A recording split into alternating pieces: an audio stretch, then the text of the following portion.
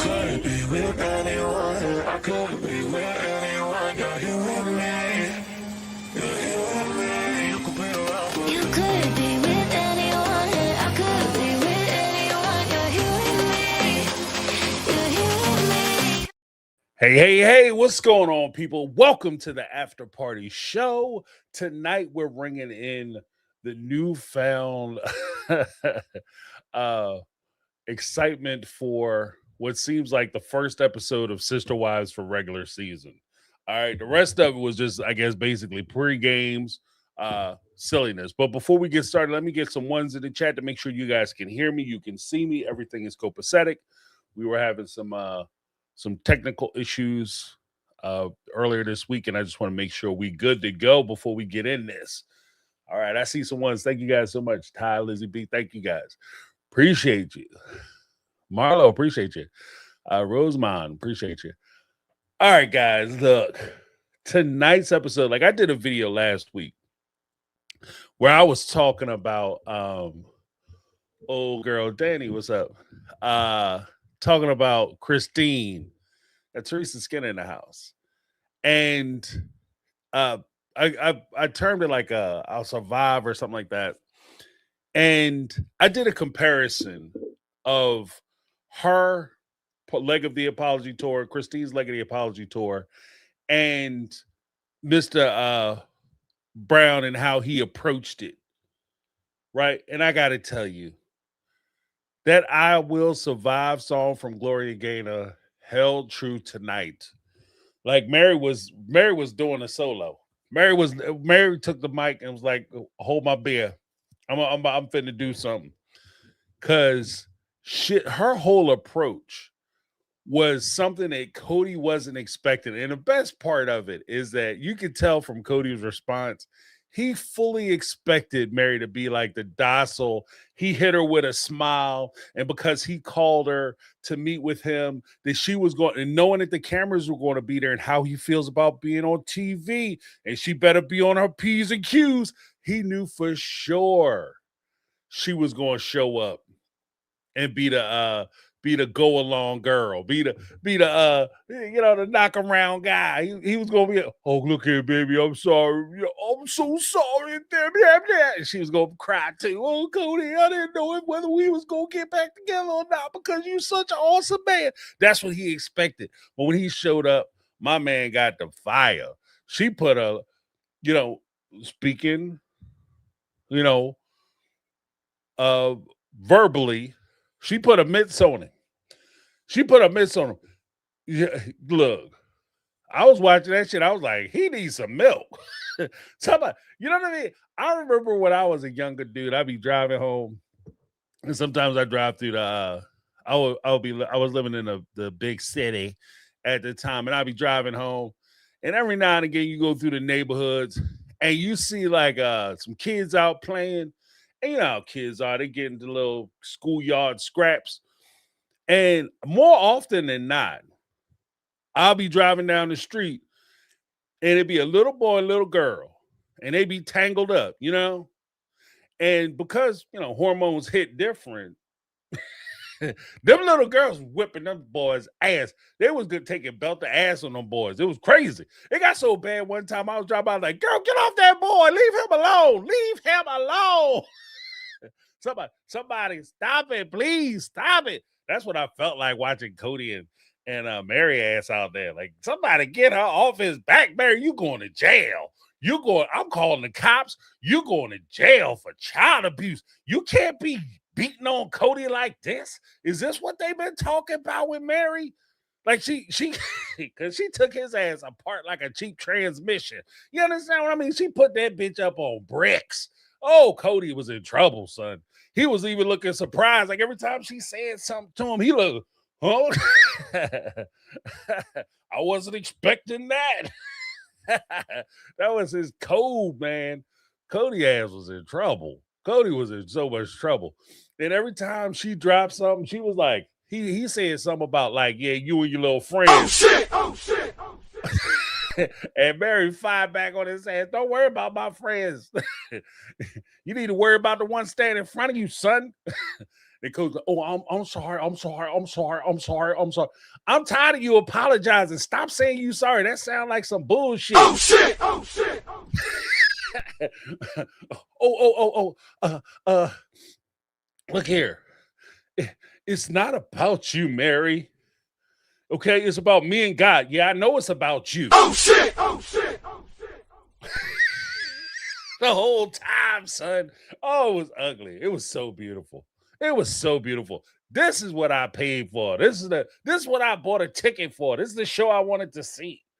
Right? Mary was, oh man. She whipped on him like the Kody ass walked out there looking like Jake Paul. His whole face got twisted up. You know, he was not prepared. My man was like this whole apology tour. I'm telling you, he was not prepared. This was the most, I know this was a PR stunt. Hands down, this is a bullshit ass PR stunt. Without question. There's no question in my mind that this was a PR stunt. Right? But this was the most uncalculated, unprepared PR dumpster fire I've ever seen. I've never seen somebody sit there and just take L after L after L. Like, what are you doing? You did you study the test? I remember back in the day, you used to take the SAT. That's the sad ass truth test. The standardized achievement test. And you take the SAT and you get 200 points for putting your name on the paper. Kody forgot his name. Oh son. shit! Oh shit! Oh, he forgot his name. She lumped his ass up. He was not ready. He walked up. Oh, should I give you a handshake or a hug? I mean, which one do you want, thirsty? And she was like, I don't know.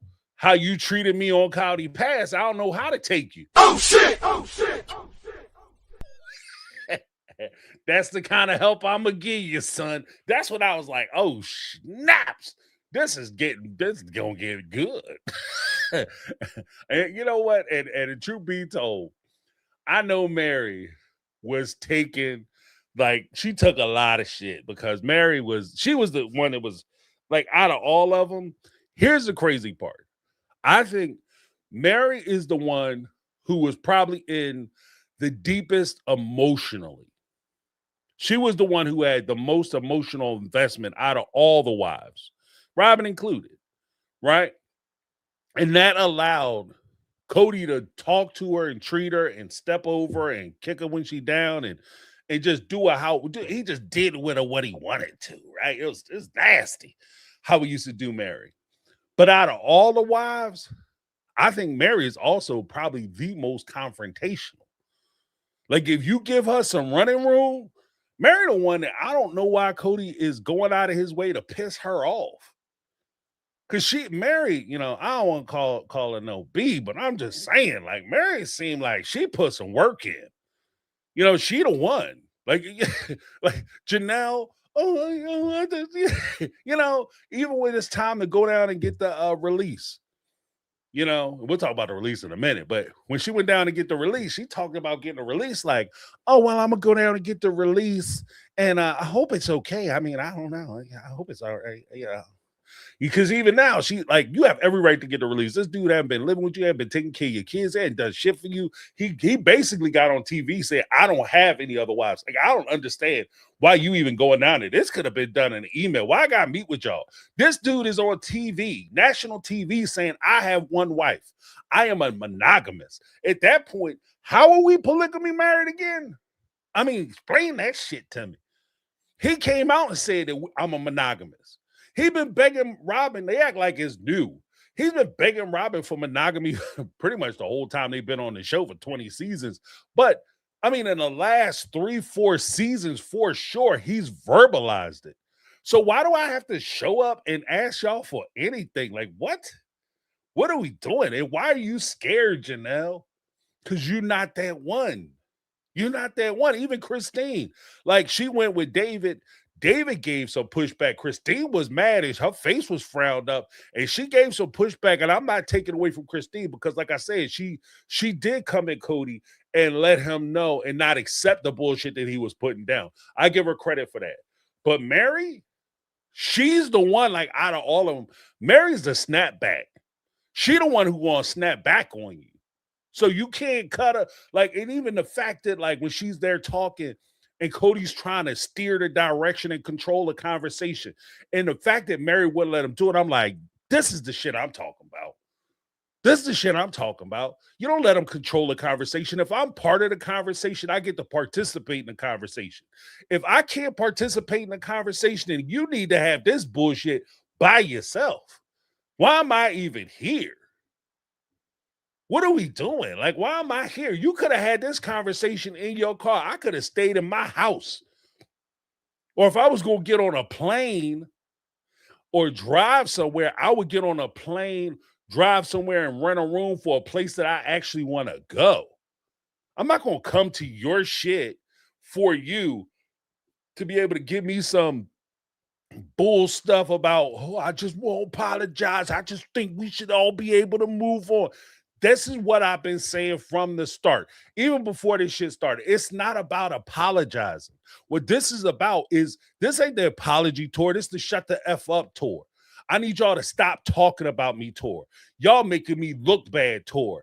I can't take the pressures of people's having bad feelings about me. Even with Kody coming out talking about, oh, well, I don't know how normally when people get divorced, how that goes, but I had 3 wives and they left me, and because of polygamy, all of a sudden things are different. Look here, bro. Let me tell you something. But divorces happen all the time. Everybody in this chat, everybody who watches this stream, everybody who watches your show either knows somebody who's been divorced, or some way, somehow, some kind of way, divorces touch them personally. The ones who maybe haven't been divorced know people who've been divorced. Okay. And when you break up in relationships 9 times out of 10, people generally don't walk away from a marriage, especially a bitter ass divorce, and say, you know what? They were really good people. I don't have a bad word in my mouth about those individuals. They're amazing. If they were that fucking amazing, you would probably still be with them. Right? Let's be honest. If they were that gosh darn amazing, incredible, you would probably still be with them. And most of the time, when you go through the hangs and pangs of getting a divorce, you've already hit a point where, okay, fine. Even if I'm not mad at you, actively mad at you, I probably don't like your ass. And that's the part that's crazy to me with Kody. Like, you think that these women, just because you go there and say, and he said the most revealing shit. He said, I apologize. And if you apologize to somebody 100 times, they couldn't possibly be mad at you. I laughed out loud when he said that dumb shit. I said, motherfucker, if you do me dirty, because James carried grudges, baby. I can carry a grudge like it got handles. Okay, I can carry a grudge like that luggage he talking about throwing in the river. Okay, are you crazy? And sometimes, like, there's certain people, like, I might not actively go after you, but yeah, we beef until we die. Like, this beef ain't never over. It ain't on break. It ain't on rest. If you do me dirty, I might be able to get past it. You do my kids and my family dirty, oh baby, we beef until we die. There ain't ever no break on the beef. Oh, maybe we can take a little break on this beef. Oh, hell no. Hell no. Only way this beef is breaking is that one of us ain't here no more. Even then, I might come by your grave and water the flowers for you. You understand what I mean? Like, are you crazy?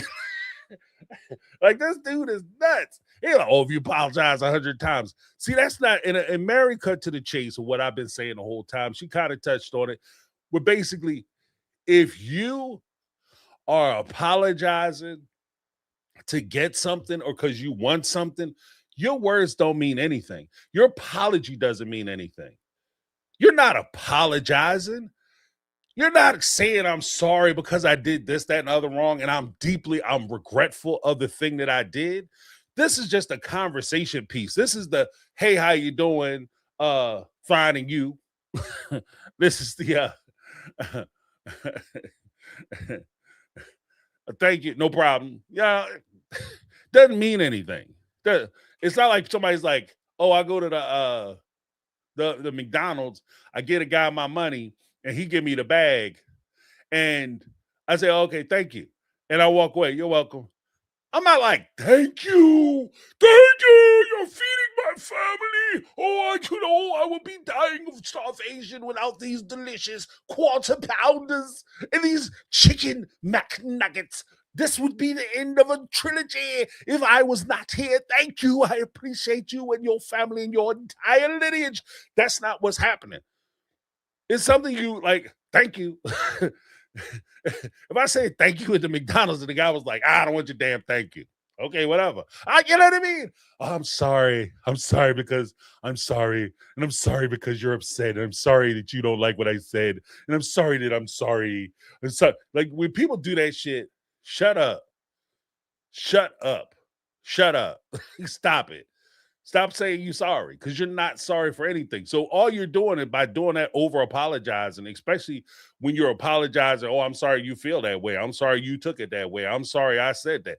All you doing is erasing any goodwill that you might have built up to that point, if you building up goodwill at all. Then we got to talk about like this whole thing with Robin. Look, I know if he's watching this show, he go, why you gonna bring up Robin? Robin wasn't even there. And I'm gonna do a whole video on that shit. But look, straight up, you are a reflection of the people that you associate with, the power of association.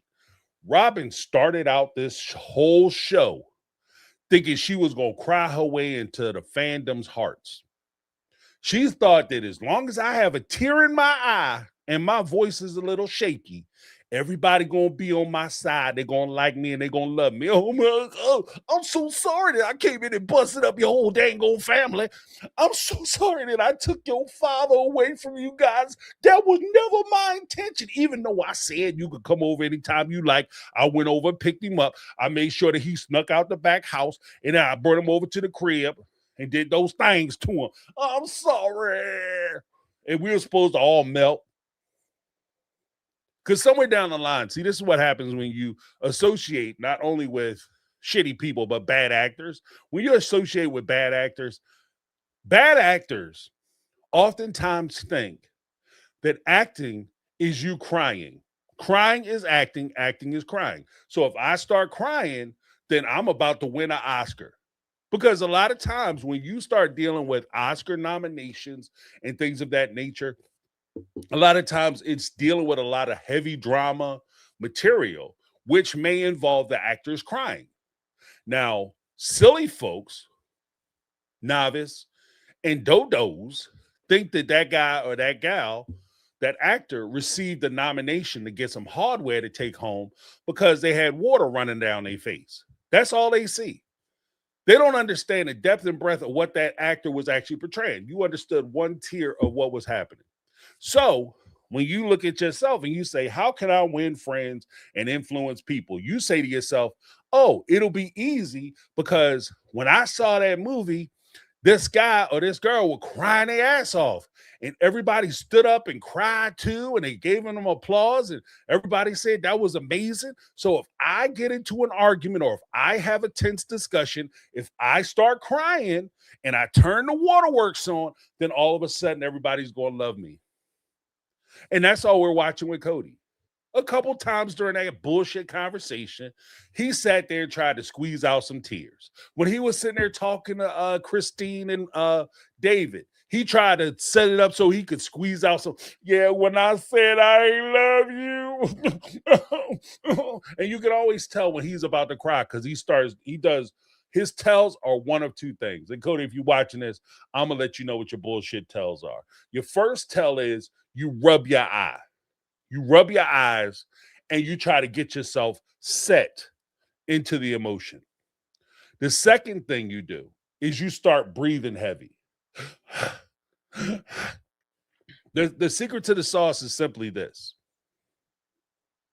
And first of all, screw you because this is a bad representation of manhood, and I'll explain why in a moment. But the reason why it doesn't work is because typically when people start crying, the one thing that is true, whether you're a man, a woman, or a child, is that when it comes to tears or emotional displays, 9 times out of 10, you don't want to cry. You're crying against your own will. So when you start crying, it's horrifying to you. So there's a little bit of the piece of resistance is that there's a little bit of fear in there because you're like, I don't want to cry. And you're partly a little bit of anger, a little sprinkle of anger because you're mad at yourself for showing that emotion. Because nobody who's serious goes into you think about it. When you go into an argument with your loved one, your spouse, your parents, your kids, or whoever, your intention isn't, well, we'll get about 5 minutes into it. Then I'm gonna let the waterworks go, son. And that'll do it. No, 9 times out of 10, it's you're making a point and something happens that triggers that emotion, and you're fighting that shit the whole time. You're fighting it the whole time. And that's usually when you get the ugly cry because you don't want to cry. And there's also a little pinch of, especially with like little tough guy, want to be tough guys like Kody, there's a little pinch of shame in there too. Because they're ashamed that they're showing this type of emotion because they should be stoic and they should be manly men. So you have all that mixed in. Like, and there's a whole mix that goes into it. That's when you move to like the second tier of like decent acting, when you can display those things. Kody's not displaying none of that. Like I said, he punches his face or he starts breathing heavy. Or my favorite part is they do a thing in acting called preparation, preparing, where you get ready for a scene and you put yourself in an emotional state so that you can do the scene effectively. Now, this is actually beginner, like it's very hackneyed, but you put yourself in a position. So when he does this, he's trying to think of something that's going to make him sad so he could cry. Now, if you want to talk about acting for real, what acting is reacting. That's what acting is. Acting is reacting to your set of circumstances, whether real or imaginary, right? And you're reacting to those circumstances. So if you don't cry because it's time to cry or because a sad thing is happening, you cry because something is triggered, which results in you crying. That's acting. Then that's not what we're watching. That's absolutely not what we're watching. We're not watching people who are acting like, especially trained actors. These are like these are like school play actors. I am Abraham Lincoln. I am George Washington. We are presidents. I cut down a cherry tree and I cannot tell a lie. He had a one kid. I'm a tree. That's Kody. Kody played the tree for most of his school performances. Terrible acting. And I say this offensive to men because we are hands down at risk for mental illness and for troubles as far as like being in mental distress, having distress, emotional distress, and not being able or feeling comfortable in showing that distress. And when you have guys like Kody who come out and fake the funk, this isn't helping us. This isn't Kody being vulnerable and available. This is Kody trying to manipulate a situation. And it takes away the reality that men feel things. There are guys who get divorced and they're no more good. They're broke up. They can't eat, they can't sleep, they're afraid they're gonna lose their kids, they're terrified. All that is mixed in. Kody doesn't have any of that shit. He abandoned his family. You abandoned them. You don't know me. Dude, here's the secret to the sauce. Here's the secret to the sauce. I love what he says that you don't know me. Here's the thing, bro. I'm not really interested in getting to know you. There's nothing about you when I watch you on screen, and whether you like it or not, the information that's presented to the public is what's presented to the public. So I don't need to know you. I don't need to know you. I'm saying that based on what I'm seeing on the show, this is who you come off to be. And that's what I comment on. I'll even go as far as to call you a character on the show because I do think there's a lot of this shit is fake. And a lot of the storylines are fake. The one thing that you can't fake, and this is one of the limitations of even the greatest actor, is you can't fake, you can't not be you. You're taking a little bit of you into whatever performance you do. And I'm talking about Daniel Day-Lewis. Okay? even when he does his whole method acting, which is crazy to me, but he does his like the form called method acting, where he basically tries to convince himself that he is that character. He'll walk around, won't have a cell phone. When he did Gangs in New York, he didn't have a cell phone. He walked around, he wouldn't do anything you couldn't do during that time period. He tried to eat the foods that they were eating, all kinds of crazy stuff, just crazy Looney Tune shit, right? But at the end of the day, no matter how much he tried to transform himself into this other person, he is who he is. The only way that really works, and this is why they say actors can be a little flighty, a little crazy, is because you would have to be insane, like certifiably insane, to convince yourself that you're another person for real. Okay.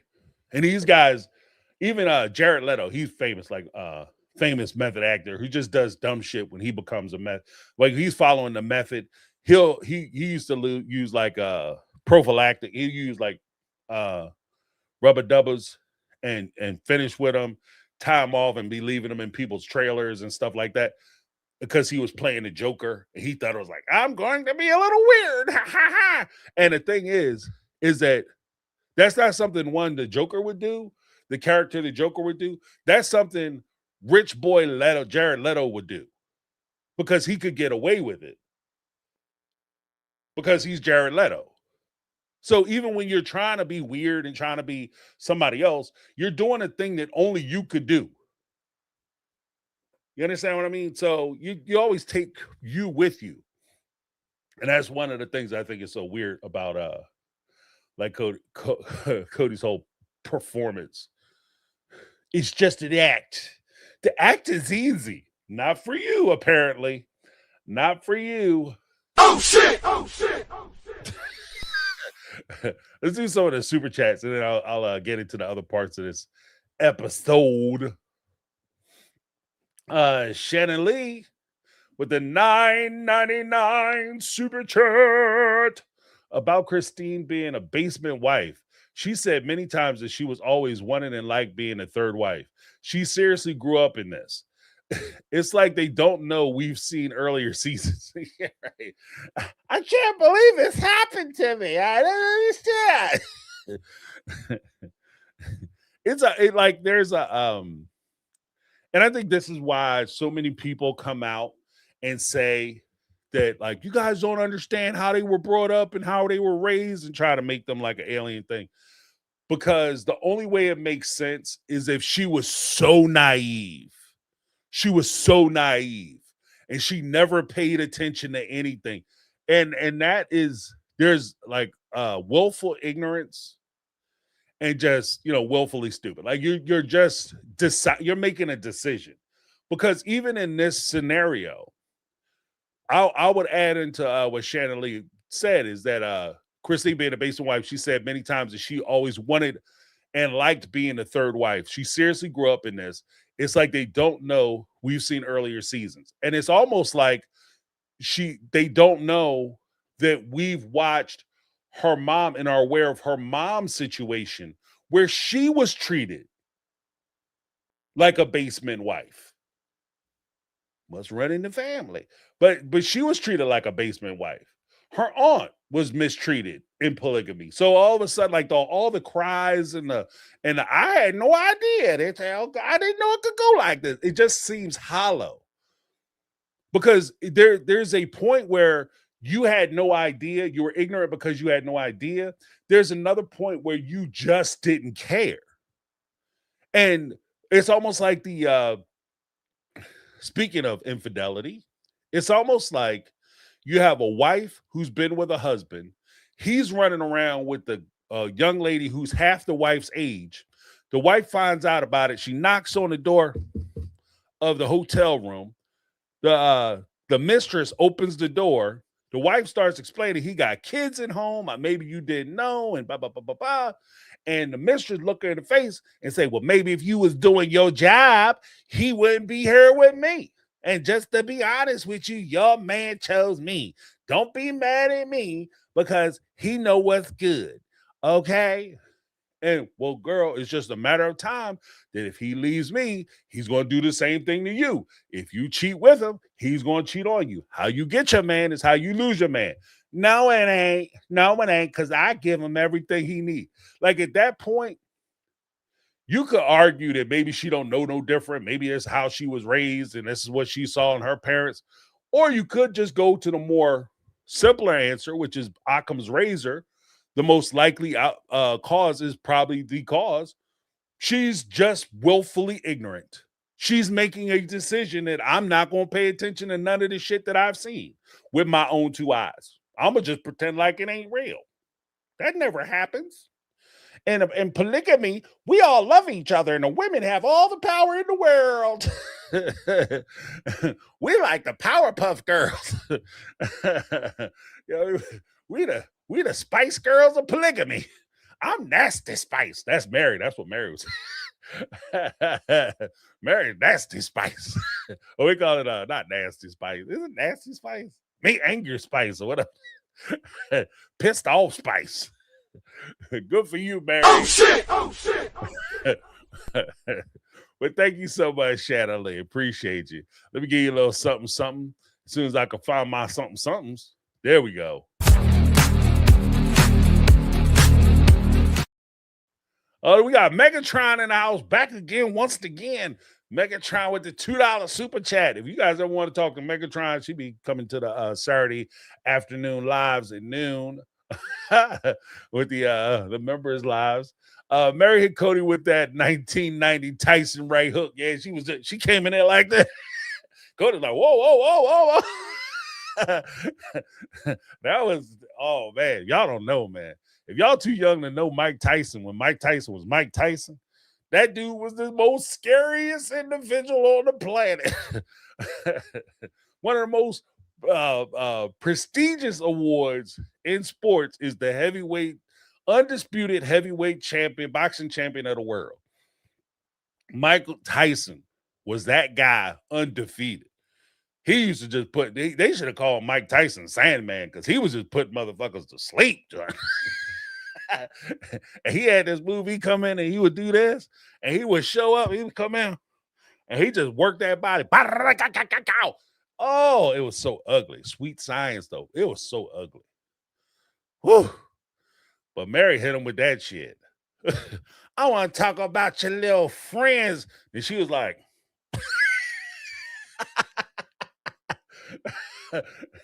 Kody ain't know what was going on. Hold up now. Hold up now. Meri, you are not acting like my friend. What happened to the nice Meri who was crying and begging me to come back to the family? Whatever happened to that angel? Oh shit! Oh shit! Okay. Well, thank you so much, Megatron. I appreciate you.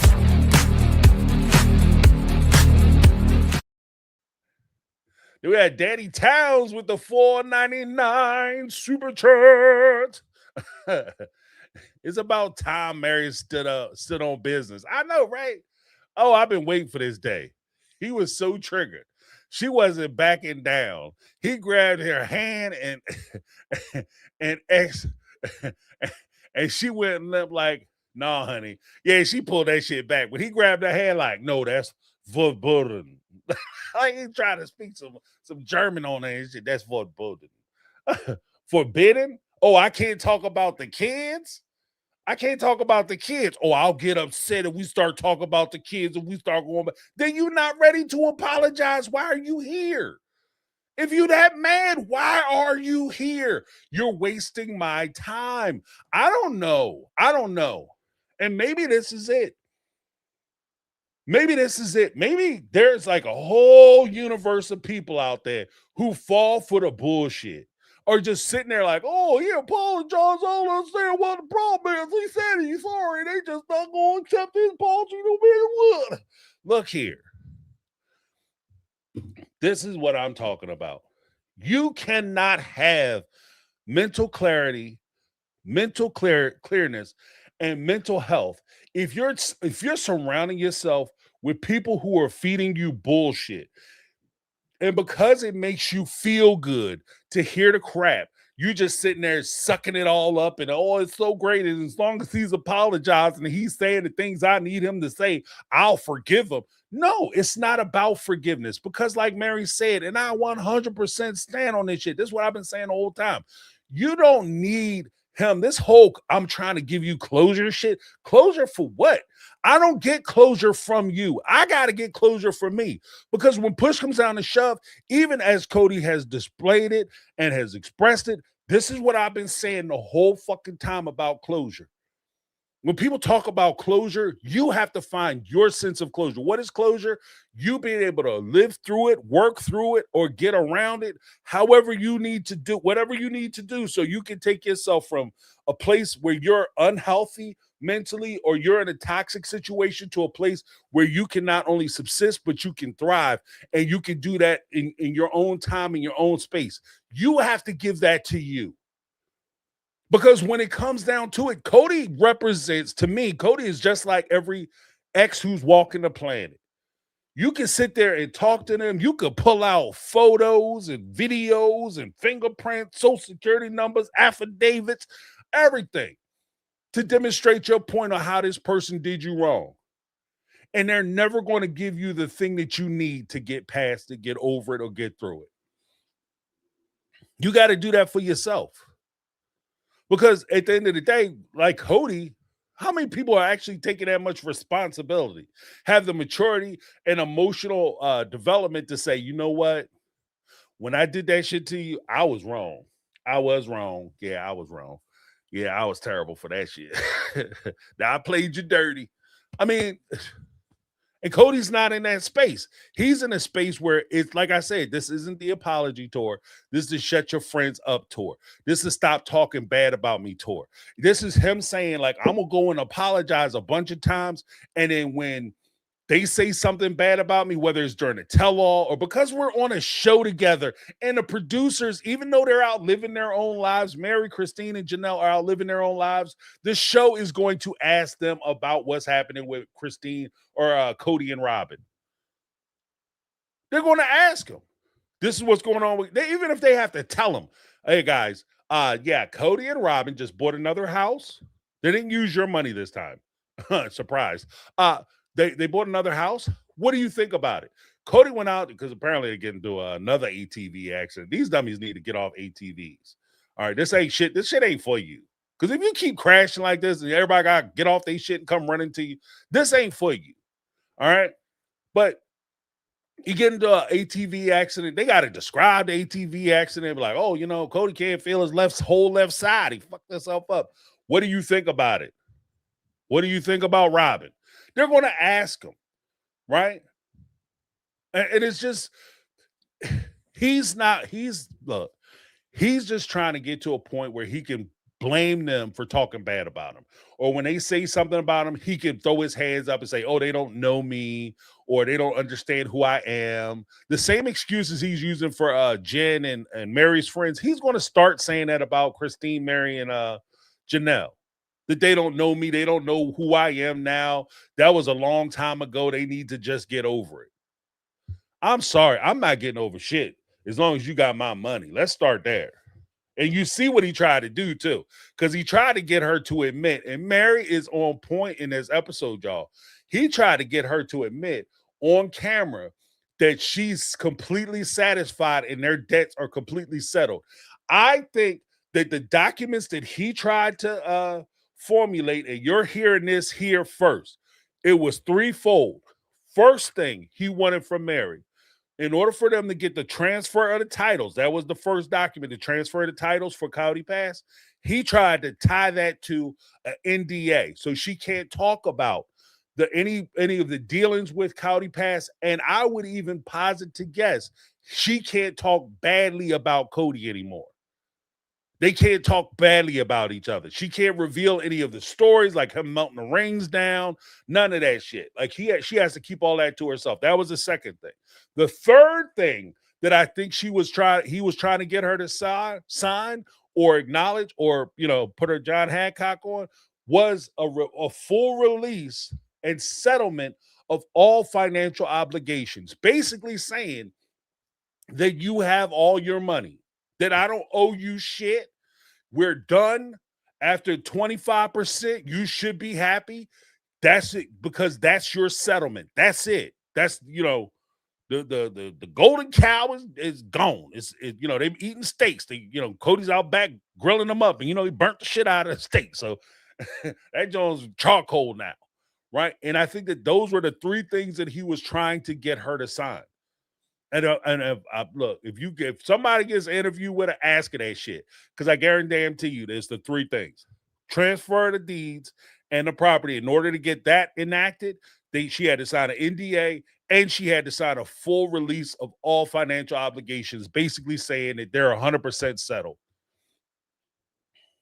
And when she wouldn't do that, that's when all the fire come out. But he tried to backdoor that shit. And even that, don't talk about the kids. That's for bullying. I can't talk about my child and how you get along with my kid. And good for Meri, because Meri is the only wife. David, up until this point, was the only one who had mentioned the kids, but Meri is the only wife who talked about the children and his need to go and have a relationship with the kids. Don't worry about me. She said basically what Dave said. Don't worry about me. Worry about these kids. We don't interact with each other. We don't deal with each other. And I even respect the fact that Meri said, like, you don't think I'm funny. And, he said, no, I don't like the jokes or whatever. And she said, well, you don't have to think I'm funny, because I surround myself with people who do think I'm funny. They think I'm hella funny. Cool. And that's the way it should be, Meri. That's 100% the way it should be. It don't matter whether I find you funny or not, because we're not kicking it. It matters if your friends find you funny and they enjoy your company. You don't have to settle for nobody else. You don't have to shape yourself to somebody else's temperament and what they enjoy. So good on you for that. But thank you so much, Danny. I appreciate you. Good seeing you.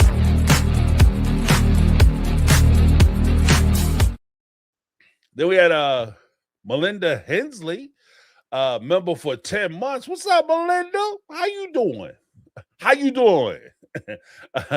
She had total control. So proud of her. Yeah, that's what I'm talking about. And that comes from a place of, like, whether we like it or not, I think Meri did a lot of work on herself. I think she did a lot of work on herself. And I think she started to put things more in perspective. And I see that work actually at work now, because she's willing to stand on it too. Like, she's standing on her square, and she's about that business. So 100%. But thank you so much. Appreciate you. Let me get a little something.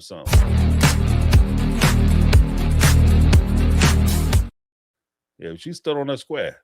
That's what's up. YouTube is my time machine. What's up, YouTube is my time machine? $5 super chat. When Meri said, so I'm not allowed to ask questions or respond, Kody's ass was shooketh. So I'm not allowed to ask questions or respond to none of this bull stuff you trying to throw on me. And when Kody's response, Oh shit! I see. I thought that I was going to do a whole monologue on, like, why are you not cooperating like Janelle? That's my question. Why are you not? I mean, Janelle was so kind. She was so. Janelle cried. Janelle almost cried. Why are you not crying, Meri? I'm saying the words. I'm saying the freaking words, okay? I said my lines. I said the words. You're not crying. Just not the proper response. Cut. I'm going to be in my trailer. That's what I was waiting for Kody to say. I'm going to be in my trailer. This is ridiculous. I can't work with these people. They ain't even professionals. This is ridiculous. She's supposed to be, look, Tom, listen, Tom, she's supposed to cry when I say, look, I think I loved you, Meri, when we was kids. She's supposed to break down and cry. She's supposed to be appreciative. She don't feel appreciative. She cut me off. She cut me off, Tom. I wasn't done talking, Tom. She cut me off, and then she asked me some stuff. And then when I'm like, hold up, you stepping on my line. She like, hold up now. I don't get to respond back. That's not in the script, Tom. I don't even know who the hell Tom is. But I see him yelling at the production team. This is ridiculous. Did you guys talk to her and tell her this is my show? I mean, come on, bro. This is ridiculous. I'm gonna be in my trailer. YouTube is my time machine. Let me give you a little something, something.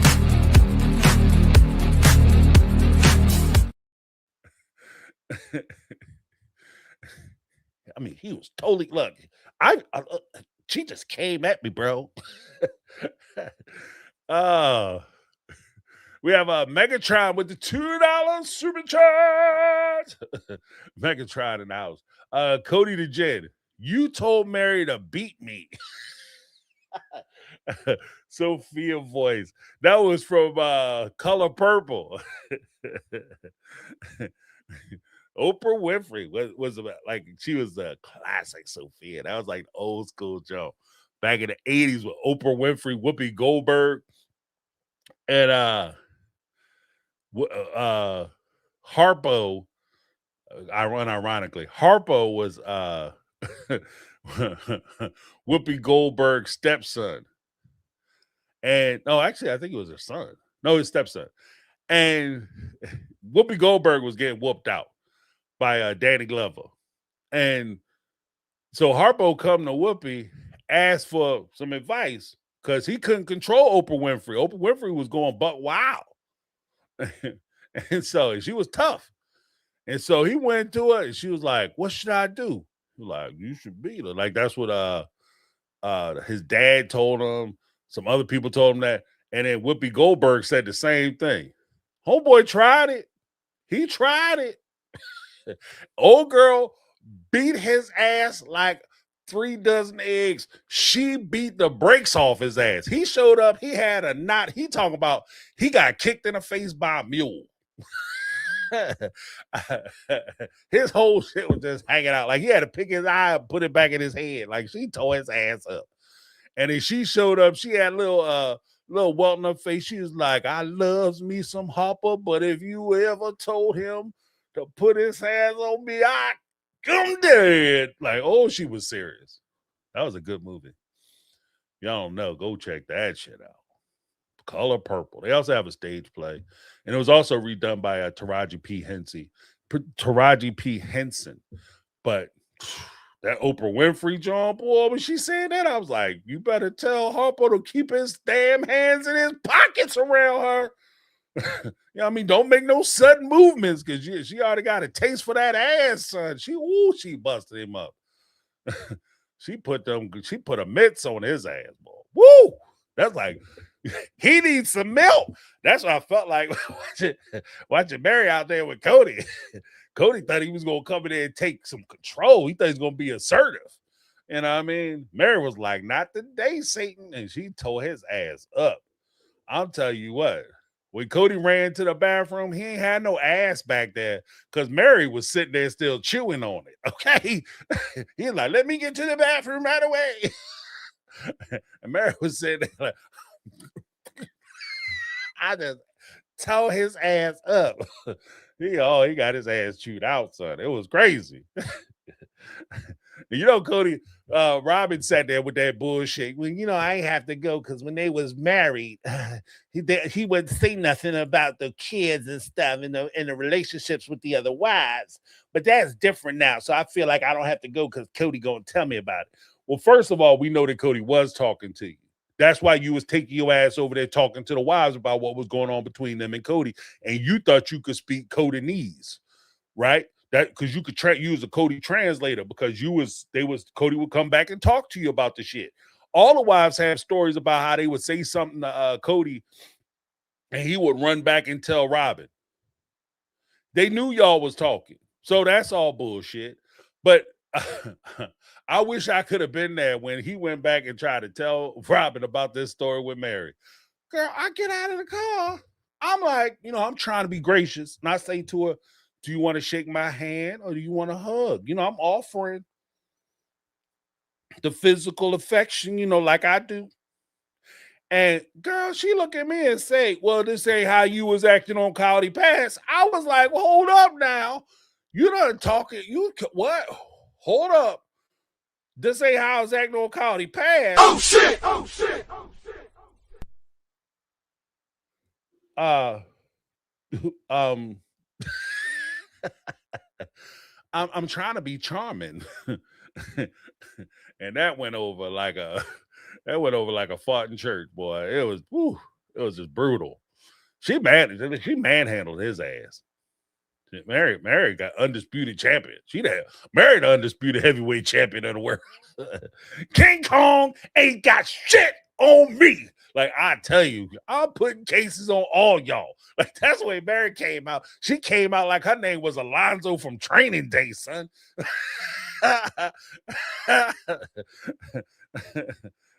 She's like, the water, I'm gonna put my foot so far up Kody's ass, the water on my knee is gonna quench his thirst.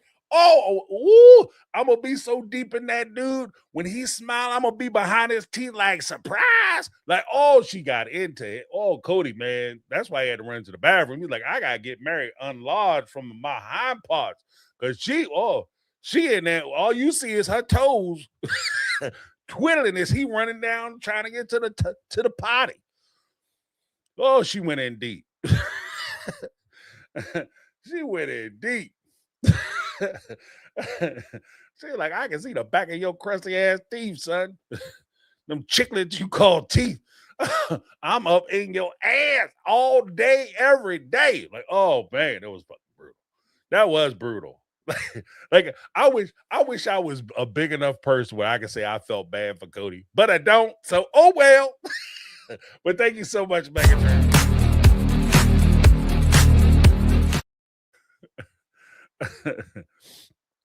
Oh man. And you know what? I'm gonna be honest with you. This episode tonight, I was like, about damn time they start. They should have been episode 1. What are we waiting for? They could have did like the other 3. This could have been episode, I guess, 3 or 4. You know, by the time they get done with let Janelle get her apology toward and Christine get her 2-parter and Meri. They couldn't do this in 2 parts. Kody ain't having enough behind to do 2 parts. You know what I mean? As Carl McCuty pointed out, he got a flat back. He ain't got enough high part to get up in there like this. This dude walked out of there with some chewables. Okay. Oh, thank you so much, Megatron. Then we had Melinda Hensley in the house. What's going on? $2 super chat. Super sticker. I'm sorry. Super sticker. Thank you so much. I appreciate it.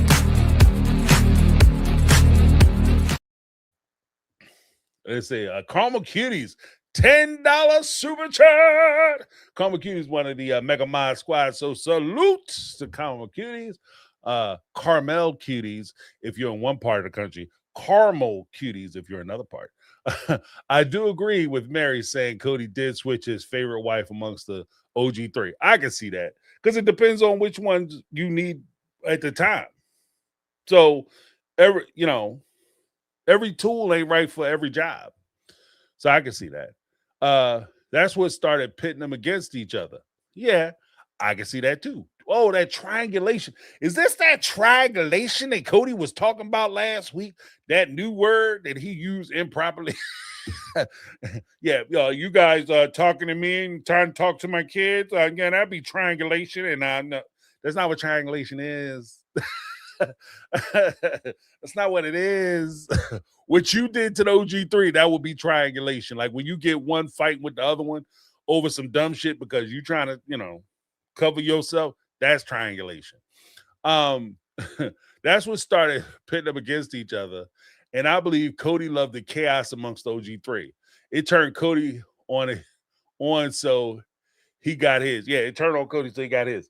I think that ultimately, as with every other power dynamic, every regime that's ever been in power throughout human history, they benefit from that chaos. When a small group of people or one person, a singular person, has a majority of the resources, power, control, and a majority of the people have very few resources, power, and control, you need to get them arguing amongst each other so that way they don't have the opportunity, will, or emotional threshold to be able to focus on the actual problem. So you got them arguing about, Kody don't never take me nowhere, but Kody can give you lunch money so you can go get your chicken breast. Oh, Kody don't do this for me. He don't do that for me. But meanwhile, he comes down, tells y'all that he don't have no money, but he tells you that he's going to take Christine out to dinner. Then on Tuesday, I'm going to take Meri out to dinner. Then on Wednesday, I'm going to take Janelle out to dinner. Then on Thursday, I'm going to take Robin out to dinner. Right? That's 4 days. He went out to dinner. In those days that they weren't with Kody, they sitting around eating cornmeal and grits and smashed sandwiches, like tomato sandwiches.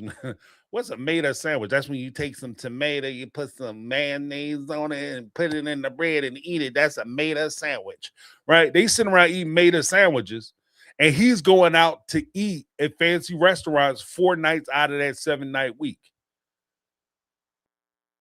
And then he'll sit there and talk about, well, I had to take this one out and that one out because Kody, we're all hungry. We can't feed our kids. Well, I had to take Janelle. Did Janelle tell you? I tell you what Janelle said when I took you out to get something to eat for our special day. She said that you shouldn't have been able to go. So I had to take her out because she insisted on it. Janelle, that no down, no good. Christine, yeah, did I tell you what Meri was saying behind your back? Oh, Christine and that Meri, that no count. But again, you don't look at the person who's benefiting from all of it. So 100% Caramel Cuties. Yeah. And the scary part for him is now you really can't, like, he lost a huge weapon. He lost a huge weapon because he's not with any of the other women. And he lost that weapon. He doesn't want to turn necessarily. He can't pull Robin out and throw her ass under the bus. He could. I've seen where he tried, right? Even during the look back where he said, you guys, the reason I don't get along with the wives is basically because of you. And even Robin was like, whoa, you got to stop pulling me into the mix because you throwing me under the bus because she's the only one left. And everybody already thinks she's breaking the family up. So she gave a hard pushback on that. So now he lost that tool. So now he's sitting there and he has to deal with it. It's not, they're mad at me because I had a disagreement with the kids, but I had a disagreement with the kids because I don't get along with the wives. And the wives, I have a disagreement with them because I don't get along with the kids, but none of it is my fault. Now he's actually got to take responsibility for his part in it, and he can't do it. And all that, I'm sorry, or I apologize, He never said I'm sorry. He always said I apologize, right? Never said I'm sorry. And even the apology doesn't mean anything. Okay, yeah, I just want to get past it, so I'll tell you these words. I'm sorry. Like it's a magic trick. Abracadabra. Hocus pocus. Bring this shit back into focus. Like, you know what I mean? It's magic words. And he thinks that it's going to work. But we're not children. You know? So he should have jumped out there, Shazam, something, because that apology ain't working. But thank you so much, Caramel Cutie.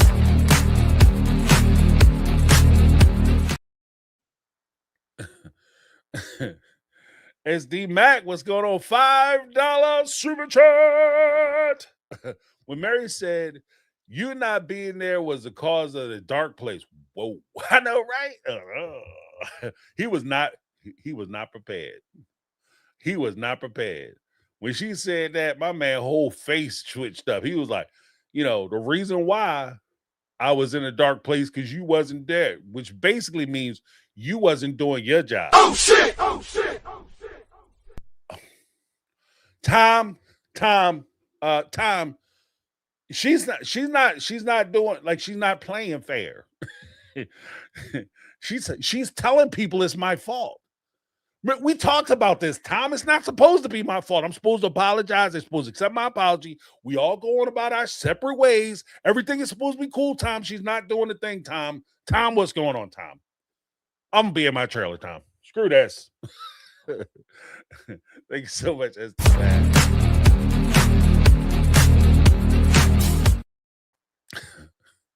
This is ridiculous.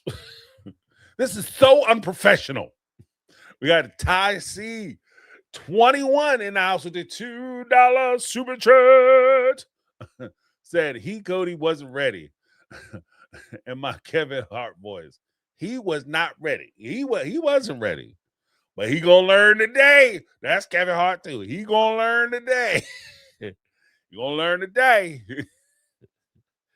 My man was in trouble. He didn't even know what was going on. He was, like I said, this is also part of the problem ultimately. Because Kody, Robin, and even the OG3 to a lesser extent, because they've never done a real interview, because they've never put them in a situation, even with their little setup conversation with cast members, and oh, Kody, I'm supposed to be your best friend for 20 years, but I'm just going to ask you the most basic of questions and say each person's name, because clearly I have to be very clear about who we're talking to, talking about, and what we're talking about. I'm going to eloquently describe everything, and then I'm going to ask you a softball ass question. Are you ready, Kody? Let's go. Right? That was the whole conversation with him and Brian. That used to be him and I forget I shouldn't even did that shit. His other friend, Nathan, right? That's what he does. So he's not used to people actually asking him real questions or having to be forced into a real conversation where he has to actually put thought into what he says. So like he's been bred, like this is that point where he has been bred and trained for the slaughter. Right? He's no different than them. Like they have cows down there, cattle down there on his dad's ranch, and they used to work the cattle. And then you can take the cattle and put them in the pen, and then and take them out of there, and all of a sudden they hamburgers, right? All right, steak sandwich and hamburgers. Get right behind T-bone, right? And you're basically training them to be docile. And that's what, because of the way Kody conducted his family, and because he's never had challenges from his wives or from the people that he associates himself with, he's a docile creature. He's a spoiled child in a lot of ways. He's not prepared to have actual real conversations or real discussions with anybody, because his fallback isn't, I didn't do this, or this is why I did this. Here's my justification for the things that I did do. His basic fallback is, let's avoid it by not talking about it, and or you don't know me, which is the equivalent, like I guess maybe like the adolescent equivalent of liar, liar, pants on fire. Like, you know what I mean? You don't know me. You don't know me. Like, this was your wife. She's in a better position. Like, so you can say that maybe about me, right? Oh, James, you don't know me, so you can't really, you don't know the whole thing. But Meri was there. She was in the relationship with you. So she's entitled to her opinion. As Meri even said, like, you're going to have your view of the relationship. You think it was awesome. I'm going to have my view.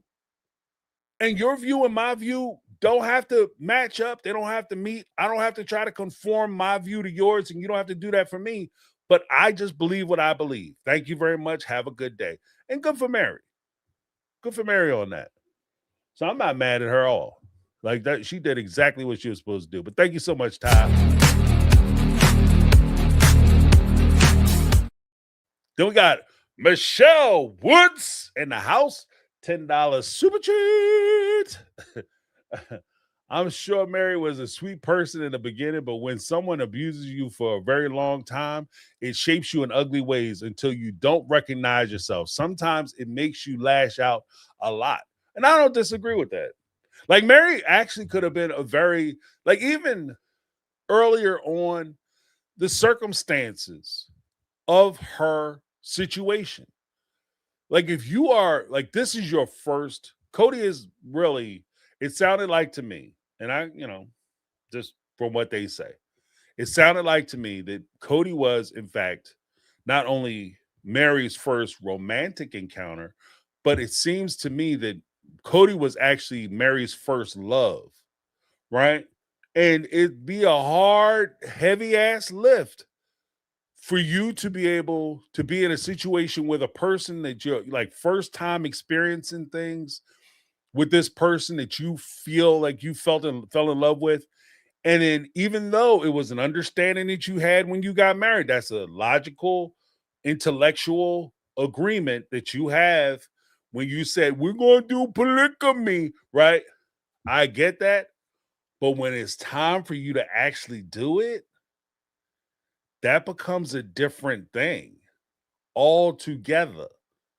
Especially when you covering your husband and protecting your husband away from all the little trollops and hookadoos at the church who trying to kick their, throwing their back out every time they see him, and trying to be in his space, and everybody trying to talk to him, and you doing the best you can to try to push them off, only to be undone because you trusted your brother's wife to be around your husband.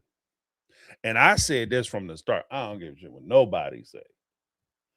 If I'm with my wife, right? And then if we break up in a month, a year, 2 years go by, and I find out she's screwing my friend or she banging out my brother, the first question I have upon finding out this new information is simply this: how long this shit been going on? You can't tell me that that's not something that crossed Mary's mind. 100%. She's sitting there. How long this been going on? There was a point where both Kody and Janelle admitted that Kody used to sneak off, like when he would go to work, Janelle would go to work. They living in Janelle's house. Janelle would go to work. Kody would go to work. He's a salesman or whatever. He would somehow make his way over to Janelle's workplace, meet up with her for lunch, and be sit up there smiling, shinning, and grinning in her face during a secret ass lunch. But they tell you nothing was going on. But then you talk about, yeah, we connected, and now I want to bring her into the family. Well, apparently more was going on at that lunch than just some BLT sandwiches. Or Mater sandwiches, right? You know what I mean? More was going on. And it also depends too, because let's be honest, if the question is also going to come up, how is the shit getting paid for? If I'm sitting around eating peanut butter and jelly sandwiches because I'm trying to save money because I want to move out of my sister-in-law's house, right?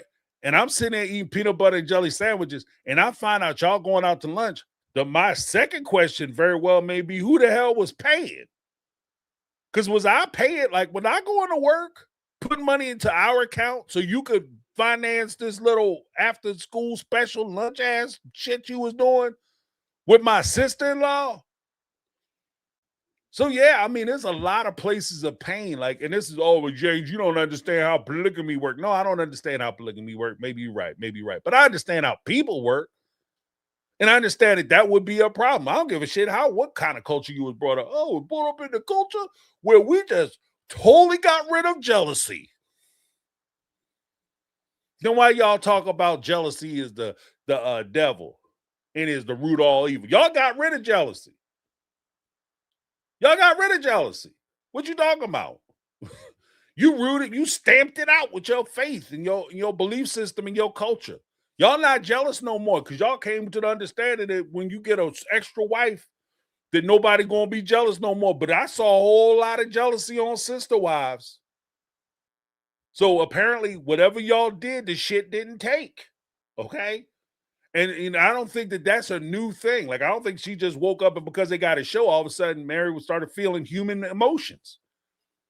That shit. The crazy part is, and this is the thing that like I press, is that for a lot of what you see out of the AUB, right, in places, or I only say AUB, out of certain organizations like this, again, it's part of the control mechanism. They try to get you to ignore human and natural emotions and feelings, things that you naturally feel. The natural feeling that you have is wrong and evil. The fact that you jealous that your husband is spending time with your sister-in-law, the chick who is married to your brother, she used to sleep with your brother. And you gonna bring that into my house? You know what I mean? The vulgar as it may be, there was a thing. Like you find out somebody was cheating, and you know, the one killer dilla that the other person could say, you know, to the husband, the wife, boyfriend, girlfriend, when they found out and they, you know, try to jump up in the other person's face, how it tastes, how my stuff tastes. And you know, like what I'm talking about and stuff. How it tastes. And you think that Meri wasn't thinking that when Janelle slobbing down her husband, and then she go right behind Janelle and slob him down? You don't think she ain't thinking that shit? Like, I'm with a person who was with my brother. So basically, it's almost like if you do the whole, like, you know, back in the day, they used to have like the sex ed partner algebra. If I sleep with 5 people and I come home to my wife is not only sleeping with me, she's basically sleeping with the 5 people I slept with. This is Meri's brother's wife. We crossing all kinds of boundaries up in this joint. So yeah, I mean, I don't blame Meri for being mad. Like, I understand. I've always said that shit. Like, I understand why she was better. Oh, she's such a nasty person. Yeah, I'd have a chip on my damn shoulder too. Okay, all day. They be calling me Chip. They might not even call me Chip. They be calling me straight up Plank because I'm walking through. I don't have a chip on my shoulder. I got a whole board on my shit. Okay, they be calling me Woodworker. You know what I mean? Every time he show up, he just got like a 2x4 on his shoulder. Just be clocking dudes with it. Hacksaw Jim Duggan style, like just up across his head, boy. Every time I see you. She always have nasty things to say. Yeah, damn right. You're damn right. You lucky I'm just talking. At that point, like, look, I'm gonna be honest. Like, if it was my brother, my friend, or something, you be lucky if all I'm doing is trying to talk nasty about you. That would be me talking nasty about you would be the least of your worries. Because when I'm talking nasty about you, I'm talking about what I'm gonna do to you when I see you, right? Because that's next level. That is next level wicked. They talk about, and then you had like on top of it, they were supposed to get married on Meri's birthday. Like, just, you know, they have like the thing where they only have like certain periods where they could get married or whatever. But still, I don't care about that shit. Like, on my birthday, I'm supposed to be happy birthday, right? I'm supposed to be celebrating my B-day, my born day, and then I'm sitting up here celebrating your wedding at the same brother, wife, and then you bring home another one, and then you bring home another one, and you wonder why she mad. I don't understand why Meri just so upset. I don't know. It's kind of like, you ever walk through your bedroom and you catch your little toe on a piece of furniture, right? Whether bedroom or house, whatever. You catch your corner, your pinky toe on that piece of furniture, and all of a sudden everybody want to come running over and try to touch your shit. Like, you all right? You okay? Don't touch nothing, right? Because no matter how much you sit there and try to talk to me about how bad it don't hurt, none of that matters. Because I think I just not left my whole foot back. The most painful shit, that hit your pinky toe and stepping on Legos barefoot. I tell you what, man. If you put me in charge of a black site, that's all I'm gonna do. I'm like, take your shoes off. You know what I mean? Throw a whole handful of Legos on the ground, turn the lights off, push them across the room. He'll talk in 20 minutes. Not even. I'll tell you everything you need to know. Thank you so much, Michelle Woods. Appreciate it.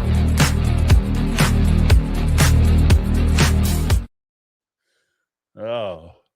We had a sassy experience with the $5 super chat. Kudos to Meri for being the only one to stand up. She might backtrack next week. Damn, sassy. You had to go there, but you're so right. You're so right. That's so crazy. Sassy experience bringing us right back down to earth. You know, y'all up there singing her praises today. Hold on. Hold your commentary. Because she'll be right back in Kody's face, smiling and shit, blinking hard, like she was on Kody Pass. But Sassy Experience said, kudos to Meri for being the only one to stand up. She might backtrack next week, but damn it, she did it right this week. Yeah, we got to celebrate these small wins. When it comes to reality shows, always got to celebrate the wins that's in your face. Because next week, maybe something different, like you said. Because there'll be stuff like that. Because Sassy Experience is so right. Because I don't think it's going to happen. But it would be a situation where be like, yeah, you know, Meri told him. And then next week during or I guess in 2-3 weeks, when they have the tell all, Meri will be sitting on the couch and out come Kody bopping his head, you know, me and Meri back together. yes, we are. Ding. Yeah, I mean, I decided to go ahead and marry him again. So what made you decide to get married? Well, he told me he loves me. And then after I wrote him a big fat ass check, he took me back into the family because that's what it would take. But thank you very much, Sassy Experience. All I'm saying is knowing when you're getting played is important. Knowing when you're getting played is important. No, let me go to the we're gonna go to the we're gonna go to the poll. Did Meri bring the fire in tonight's episode? 10% of you said no. She did not bring the fire. She was not the victor. She did not do her thing.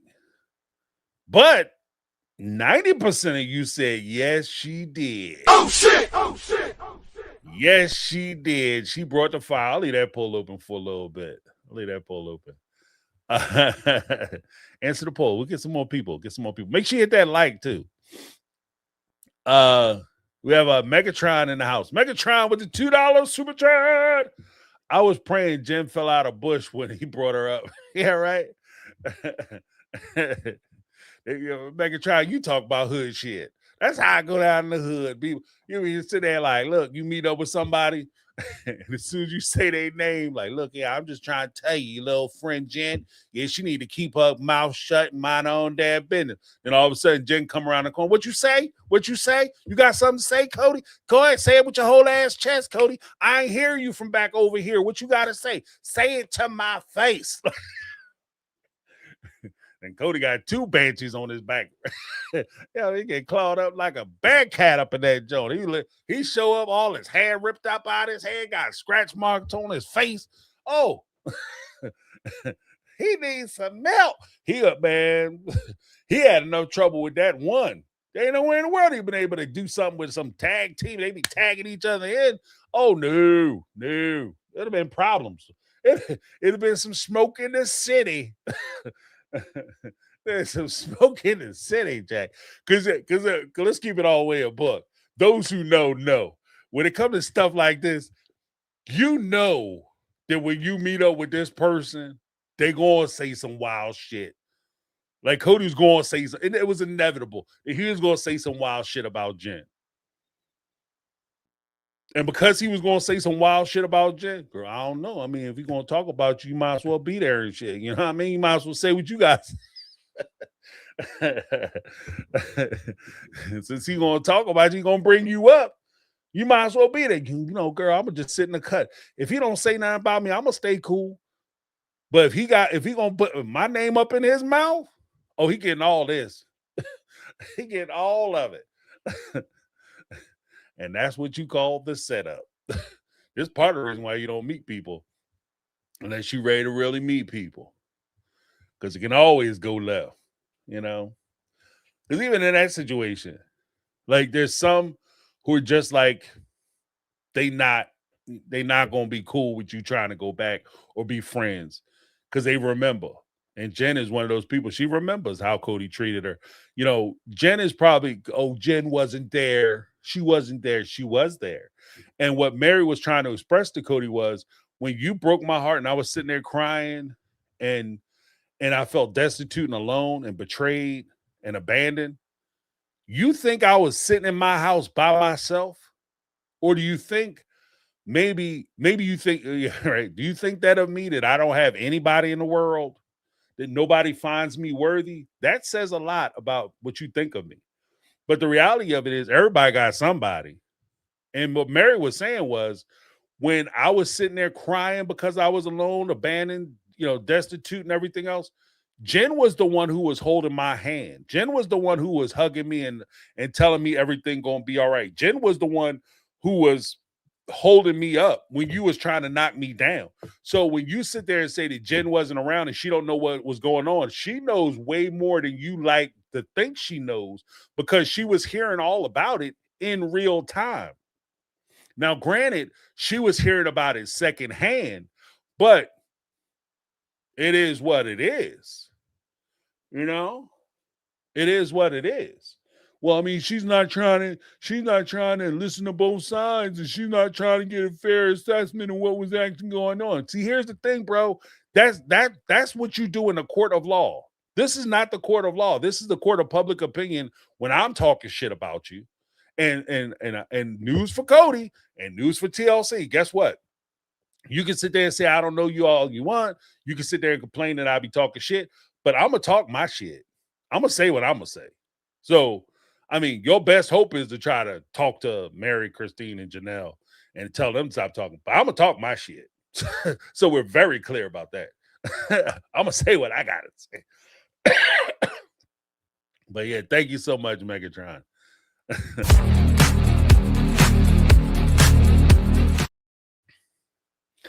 We had SD Mac 1339 with the $10 super chat. This is why Janelle got Meri involved on the Kody Pass fight. She knew Meri would bring that smoke and make Kody and Robin give her share. Force the sale and Janelle would get her money. Yeah. I think that's true too. Because even Kody was saying that. Like when he was having a disagreement, even in season 17, when he was sitting there talking to Christine, or when Christine left, and then he was sitting in the back of Meri's house, and he had Janelle sitting there trying to roll her house plans out. He wanted Meri to attack them. He even said as much. He's like, normally I don't like this, but I'm like, come on, Meri. Come on, Meri. Because Meri was his attack dog. But now he don't like it because, you know, his underpants smell like pork chops. So now all of a sudden, he don't want her to be an attack dog. He wanted to chill. I thought I came in peace. But that's how you bred her. That's how you raise her. That's how you train her. You made her an attack dog. Now she know how to attack. She know how to go on the attack. She about her business. You just don't like the fact you don't like who she's attacking. That's all it is.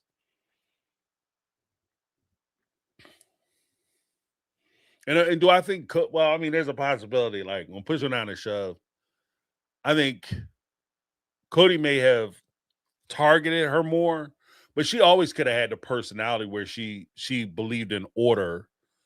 And people tend to believe in, like, order or orderly approaches to life and things, tend to have a strong sense of right, what they consider to be right and wrong, just or unjust. And they will fight and they will stand on it. And Meri it just comes off to me like Meri was standing on, you know, she just thought it was wrong what Kody was doing. And he no longer, and this is the part that, that he wasn't ready for when he was sitting there talking to her and he was struggling. The part that he wasn't ready for is the fact that he no longer has any grace when it comes to Meri. She's not giving him any breaks. She's judging him and talking to him for where he is. She's not overlooking stuff and pretending like he didn't say what he just said. And when she confronts him on that front and she's not giving him any breaks, not giving him any grace, the only thing he got to say is, oh shit. And that's why he was sitting there in trouble. That's why he couldn't handle it, you know. But thank you so much, SD Mac. Appreciate you.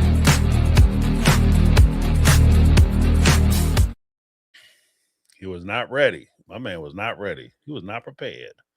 We got Megatron with the $2 super chat. Meri had that man literally running away from that. Yeah, right. Yeah, right. Oh, I'm going to run now because I don't want to piss myself. And I stood up and I will have to run away because he couldn't take that heat. It was too hot in the kitchen. My man was sweating bullets. And every time his eyes jumped all big and he get upset and he was like, "Oh, I'm ready." The favorite part is he did what everybody do, want to be tough guys when there's like a situation or some shit go down and you get back to the hideout, right? And everybody talking about like what just happened. You always had that one guy that coulda, woulda, shoulda do. Oh, I wish that mug would have said something to me, boy, because I could have bust ball, boy. I'd have been on and popping. You know what I mean? Shit. And that's kind of how I felt about Kody when he was sitting there talking about, Meri was like, she was like coming at me and stuff, and I was ready to get in there with her and I was ready to go tit for tat, but then I was like, no, I want to be cool, I want to be chill. And I'm here to say that's bullshit because you don't get the shit fight, you don't get the shit slapped out of you, and then all of a sudden like, well, I had to turn the other cheek because you know what I mean. I'd be like, that's it, son. We about to knuckle up, you know what I mean? But I was like, I was thinking about my kids, and I was like, what about them daisies over there? I ain't trying to mess up no grass, no landscape and stuff. And my jacket is tight as shit, so I was like, I'm gonna chill. Because you know why you chill? Because you got that good sense, and you're not about that life, and that's fine. Like you don't have to be about that life. You don't have to be that person. You know what I mean? Some people are brawlers, some people are fighters, some people good at math. Like, and Kody was like, he did the math on that shit. He was like, I got too much to lose out here on this sidewalk. I had tangling around with Meri because the only way it would work is he would say some jacked up shit to her. And especially because she took the rails off. Normally, he would be able to say some jacked up shit to her. Bitch, I don't be with you, girl. You get on my nerves and you be saying a bunch of stuff. And I don't even like your ass because you got a nasty personality. Meri would just stand there and look at him. But now, Kody did that math. And he was thinking to himself, if I come out and I say some wild shit to Meri, she's liable to drop some bombs up in this joint. Meri is sitting there with her finger on the button. Like, you know what I mean? Cause like, oh, if I say the wrong thing, I might be sitting on the cover of the Sun magazine tomorrow. He take that shit down the wrong path, get to have the wrong conversation, say the wrong stuff, and Meri come back and fire his ass up. Congratulations, you played yourself. You know what I mean? He like, boy. Meri might turn around and give us like YouTubers and TikTokers, give us like 2 years worth of content if she get going. So he don't want that smoke. He does not want that smoke. He don't want them talking about the basic stuff that they talking now. He definitely don't want them out there telling those stories. So yeah, he did the right thing. Ran his ass up the hill. Oh, I'm gonna go ahead and run out of here. Get a hug and I'm gonna run away. Thank you very much. I'm sorry. I apologize. Thank you so much, Megatron.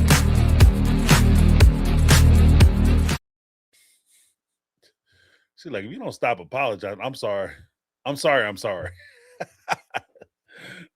Hey, Raiders Ma in the house. What's going on? Remember for 9 months. Awesome. Raiders Ma in the house. Living that Florida life. All right. Meri's behavior equals tell me you didn't sign an NDA without telling me you didn't sign an NDA. Yeah, right. And that shit was running through his mind when she was sitting talking to him. It's like, oh, she don't have an NDA. If I say the wrong thing, she's like, because especially where Meri is, you know, when you deal with somebody, the most dangerous people you could deal with are people who have nothing to lose because they got much to gain. Meri's like, I'm already like Christine and Janelle are, as far as the fan favorability, are usually consistently at the top of the fan favorability. Kody and Robin normally at the bottom. Meri's stuck in the middle. And she's in a situation where it's like, the only thing I can do right now, I don't have nothing to lose. And the only thing I can do is be myself. And here's the thing. And this is the quiet part for Meri, Janelle, and even Christine. What Christine discovered when she left is that when you actually show the audience who you actually are, you will get far more support than you do for the bullshit character that you try to create with Kody and Robin. That they tell you is acceptable. The character they told you is acceptable is the character that nobody likes. The one who goes along with everything, that everything is okay, and then Kody can talk whatever shit he want to talk to you, and you got to be the subordinate, quiet, submissive wife. And the fans will love that. They'll identify with it. It'll be, you'll be amazing. Oh, Meri, you'll be incredible. The fans don't like that shit. Meri is going to get, here's my prediction. Meri is going to get more road attraction out of tonight's singular episode, than she has in the 20 seasons that she's been on the show. 100% guaranteed. She's going to get more out of one episode than she has in her entire time in the 20 seasons that she's been filming this show.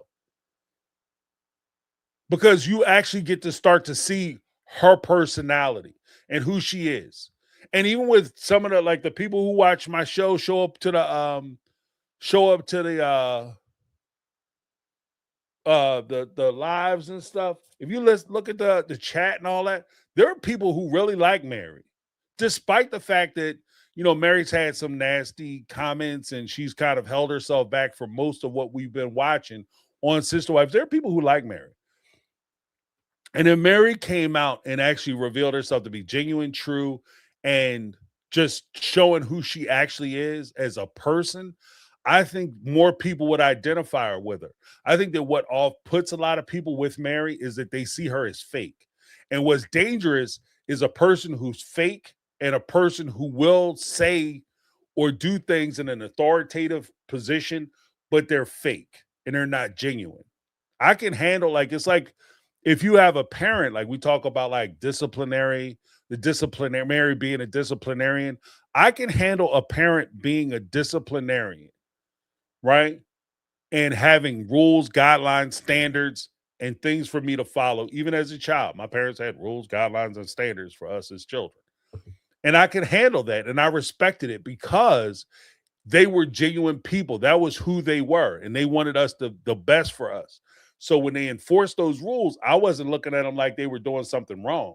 Where it becomes tricky and where you get a lot of distrust is where you have these rules, guidelines, standards, and you enforce discipline, but that's not who you come off as. The things you're telling me to do are things that you're telling me to do because it looks better, not because you want me to do better or demonstrate a sense of character or integrity. And when you have that, nobody is going to like you because nobody likes a liar. But I think that tonight's episode, you get to see more of the glimmer of the Meri that we've been hearing about. And I can accept, if she's just nasty and straight up, I can accept that. What's harder for me to accept is for me to hear about how nasty she is and how she could be so straightforward and she says what's on her mind. And then I watch episode after episode after episode of her getting walked over, trounced over, and people just saying whatever they want to say. And she takes it. That's not the Meri I've been hearing about, so you're lying. And so I don't trust you at that point. But that's just my thoughts. But thank you so much, Raiders Mod. Glad to see you in the house. Give you a little something, something.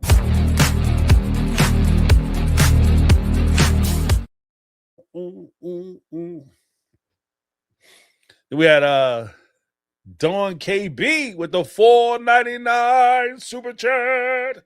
No message, just the love. Appreciate you, Dawn. Thank you so much. Hopefully you're being entertained.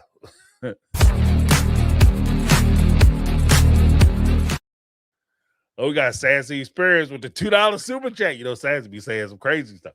Crazy as fuck. He thinks that they stuck till he released them. Yeah, right. I'm here to release you as doves into the space and the stratosphere, so that you may go forth and live your lives and find happiness and peace. Peace, love from Kody Brown. They're like, I don't need your permission. That's a classic. Both Meri, good on Meri and Christine. I don't need your permission. I'm not sitting around waiting for you to let me go or telling me that it's okay for me to find happiness. That's insane. One, that's insane. Two, kiss my ass. Like, you're good on them for telling them. That's insane. Two, kiss my ass. Three, nobody's waiting for you, Kody. Now run off like a little boy. I don't want to leave because if I go to the bathroom, you don't need permission to go potty, bro. That's crazy too. He's basically asking permission to go potty. I'm going to let you guys go and live your lives. Now, may I please go potty, mother? I'd like to go run some water if you don't mind. Appreciate you. Oh, Kody. Oh, I'm going to ride you, brother. Boy, I put a saddle on Cody's back because I'm going to ride that motherfucker. Let it ride, Jack. Let it ride. Thank you, Sassy Experience.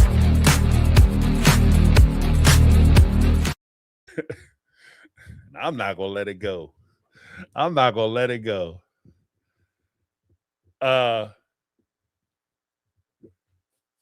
Yeah, Lizzie B with the $5 super chat. Lizzie B is a mega mod as well. Mega mod OG, triple OG. Kody Amber heard himself into talking about the one thing he should have said in front of Meri. The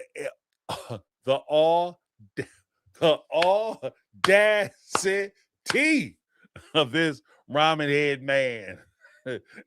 You know you're in trouble when they start clapping that shit out. Let me tell you something. Those who know. That's some shit. Your mom be breaking it down for you on the butt bongos. I thought I told you don't ask for shit in the store.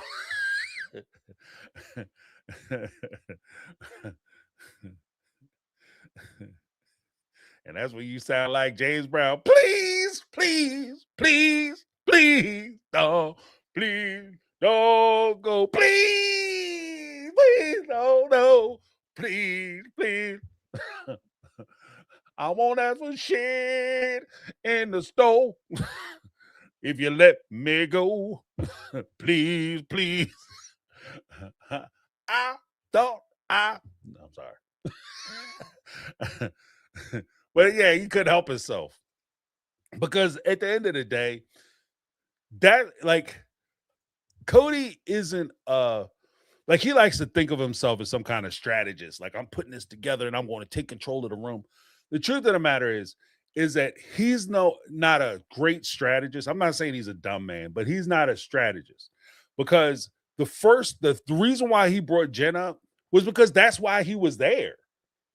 The whole reason why he started the apology tour, I think the apology tour actually started because he wanted to stop Jen and Meri from talking shit about him. Because Jen has that whole thing where she lays into the stuff that Kody say. So when he called her a B, that's when they came up with that salty birches stuff. She's like, oh, okay, you won't call me a B? Cool. I'm going to take it and weaponize it. Oh, okay, you want to say some shit about me behind my back? Cool. I'm going to talk shit about you behind your back. Oh, you hurt my friend? Oh, I'm going to come back and talk. That's what I think. That's where the whole idea of the apology tour, because Christine, she would say things about Kody, but aside from the book, he might have been unsure about what was in the book, or what at this time what was actually going to be said or whatever. So this might have cemented the idea of him doing the apology tour. But I think that the first thought of him doing an apology tour actually came from Meri and Jen and trying to shut them up. Because he's even said that, like, they need to get over talking about me and leave me alone. You know, he's not like a little kid. Y'all need to leave me alone. Don't talk about me that way. And that sounds like something, I mean, to be honest with you, that sounds like something you would tell your children. You know, does it matter what they think about you, Kody? Does it matter? Are they affecting your relationship? They're affecting your relationship because you are so focused on what they're saying that you're messing your relationship up. But how Meri feels about you isn't going to stop how Robin feels about you, or the fact that she's using you for the money too. But I mean, it's not going to affect nothing unless you lose your job. And then she might use some of the stuff that Meri was saying against you. But as long as you got a fat ass paycheck hitting the door and you letting her spend her money the way she want to spend her money, Robin's not going to leave you. It don't matter what Jen or Meri say. So you just got to know which side your bread is buttered on, bruh. Christian Evans said, I think it was Janelle.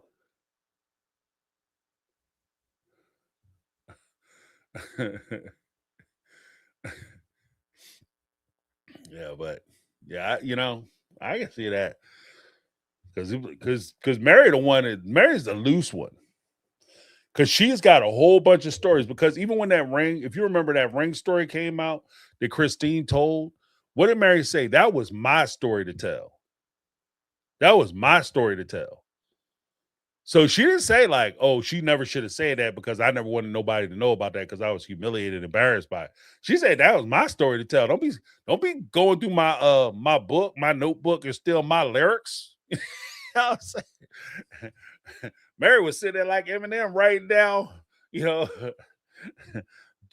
Jaws is heavy on my shirt, mom's spaghetti. Like she had there writing her rhymes out, and Christine over there stealing her stuff, going in her book, taking her shit out. And you know what I mean? Christine coming out with a book to tell her story, but then you gonna come and start telling my story. That's my money. That's my story to tell.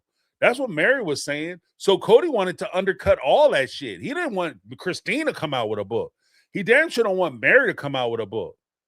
Because, like, look, out of everybody, like I said, Christine, I think people, and I'm doing a hierarchy of damage. Christine, people expect Christine to say some nasty shit. So when Christine came out with her book, part of the reason why everybody was so upset that her book wasn't a true tell-all expose, I'm blowing the shit up out of Kody. The reason why people were so pissed off that wasn't the case, because they just figured that she would come out and flamethrower the whole bridge because she's the angry one. Right? She's the one that left first. She's the one that packed her bag. She's the one that was been pushing back on Kody the whole time out of all of them. So, of course, she's going to tell the negative story about Kody. And because you expect her to tell a negative story, it is expected that she do that. It's not really surprising when she does. So, okay, she told a negative story about Kody. Okay, cool. But then you have Janelle. She come out with a negative story about Kody. How negative is the story even now? Like, I don't think Janelle's going to write a negative book about Kody. Just don't see it. But even if she does, I don't know if she's going to go scorched earth. She might. I don't know, because she kind of behind your back. But Meri, like I said, is the one who was the most committed for no reason to Kody and dedicated to Kody and the family above everybody else. Because she took way more shit than anybody else in that family. She took way more shit. He did some jacked up stuff to Christine. Did some jacked up stuff to Janelle. But the stuff he did to Meri, even they was like, oh, that's too far. Like, you're in trouble. When you got somebody, like, he almost slumped one of your kids. He ignored another child going for major surgery. And even she's like, I'm not going to be like Meri. What? that tells you, like, Meri put up with a lot of shit. So she's the one that he least expected to come out with a book. And because she's the one, even the audience, like, you know, if you would have asked me last year of the 3 wives, who do I think will be sitting there talking about, I knew you loved me, Kody? I probably would have said Meri. If I'd had to put even money on it out of the 3 of them, I probably would have said Meri.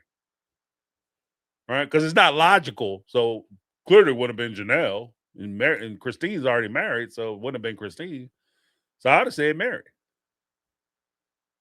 And that is why if Meri comes out with a negative, explosive tell-all book, the fact that she said, I don't want to be nasty for no reason. I want to try to have a peaceful separation. I want to try to be your friend. I want to try to be Robin's friend. Y'all don't want to be my friend. Y'all do nasty stuff, say nasty stuff about me. If she came out with a book, not only would Kody not see that coming, I think that book will be taken a lot more serious than the other 3. I'm not slighting Christine or Janelle. I'm just saying I think that book will be like, whoa. You know what I mean? Especially if she comes at it with a very sober attitude and she just does I'm not trying to make people hate Kody. I'm just coming out dropping facts. If she does a Joe Friday book, like just a Facts Man book, that shit will be devastating to Kody. He should have been there apologizing for real. I don't know why you didn't, bro. I'm looking right in the camera. I don't know why you didn't, Kody. I don't know why you didn't take your ass there and apologize for real. You need Meri on your side. Mary's the one who's going to sink your damn battleship, brother. I mean, you know, like they say, some mugs got an ice skate uphill. Like you just can't, you can't talk them out of it. But thank you so much, Lizzie B. I appreciate you. The audacity.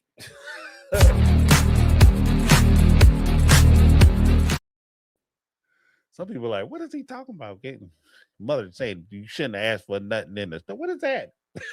But bongos. If you know, you know. If you know, you know. Yeah, you know, I ain't saying my mom was abusing, but she was certainly no pacifist. You know what I mean? I said that shit before. My mother saying something, yes, ma'am. Yes, sir. You know. Well, oh, you respect your mom? Damn right. Respect that right and that left. You know what I mean? My mom was, she get nice with both of them. She was ambidextrous. She wasn't taking no shorts. You know what I mean? She'll bang it dead out. You know, polish it out, make it smooth. Oh, next up we got Jennifer Divine. Jennifer Divine, the 1999 Super Chat. Can't talk about the kids. Yeah, right. Forbid it. Yeah. It's like, I forbid you from mentioning the little ones. I'd have lost my shit. Can't, but let me read Jennifer's thing. Can't talk about the kids. Forbid it. It's all about the kids. It's the only reason to talk.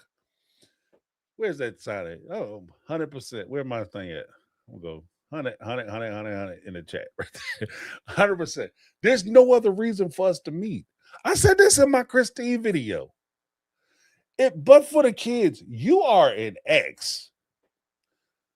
If one of my exes called me up and said, James, I like to meet with you so that I can set you free. If you don't stop playing on my phone, I'm saying, if you don't stop playing on my damn phone, what are you talking about? I don't have any kids with you. There's no reason for us to talk, especially if it was like a salty ass breakup where I walked out of there pissed. There's no reason for us to talk. We never have to talk ever again.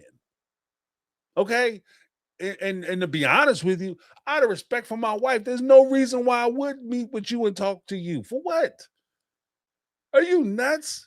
Especially if she find out she's showing up to the meeting and that shit gonna go way left. Ain't nobody gonna look. What are we doing? You know what I mean? I ain't got no bail money. You know what I'm saying? And I'm gonna show with a crowbar to pry her ass off of you. Are you crazy? What are you tired of living? Like he just woke up this morning like I'm tired of being here. I'm trying to find my exit route because there's no. What are we doing? The only reason why I would even try to have so that when I show up to shit for the kids, whether it's an event, a marriage, funeral, unfortunately with Big G's, graduations, birthday parties, whatever. When I show up to that, I just want to be able to walk in, see you, give you the head nod, hey, give you the thing, you know, I see you, and keep it pushing, right? That's the only reason why we would try to be cool. If we had a salty ass breakup, if we broke up and it was amicable, cool. You know, maybe I'll invite you over. Like I have a cousin, he has a child, he had a child with this one woman, and even with his wife, and they had he has actually he has 6 kids, yeah. And he had one child with this woman, and she would like he was in such a good space with her. She used to come over to the family dinners, like for Christmas and Thanksgiving. Like they were that cool as far as co-parenting. She would sit there with his wife. She'd have her fiance, boyfriend, or husband now, and everybody would sit and have a good time. Chit chat, you know, not a big deal. That's ideal. That's the ideal situation. Rare as hell. That's it could be that good. The way they broke up. Look, we'd be cool if it would be good. It would be going good if when I, you know, especially in Meri, Christine, and Janelle situation, when they see you come in with your wife, they don't go pull all the hair up out of head. That'll be a success. I'll be like, yeah, we won. No arguments. They didn't argue. You know, some real tough looks across the room. But as long as you keep one on one side, the other one on the other one, everything good and gravy. Ain't nobody trying to start nothing. Cool.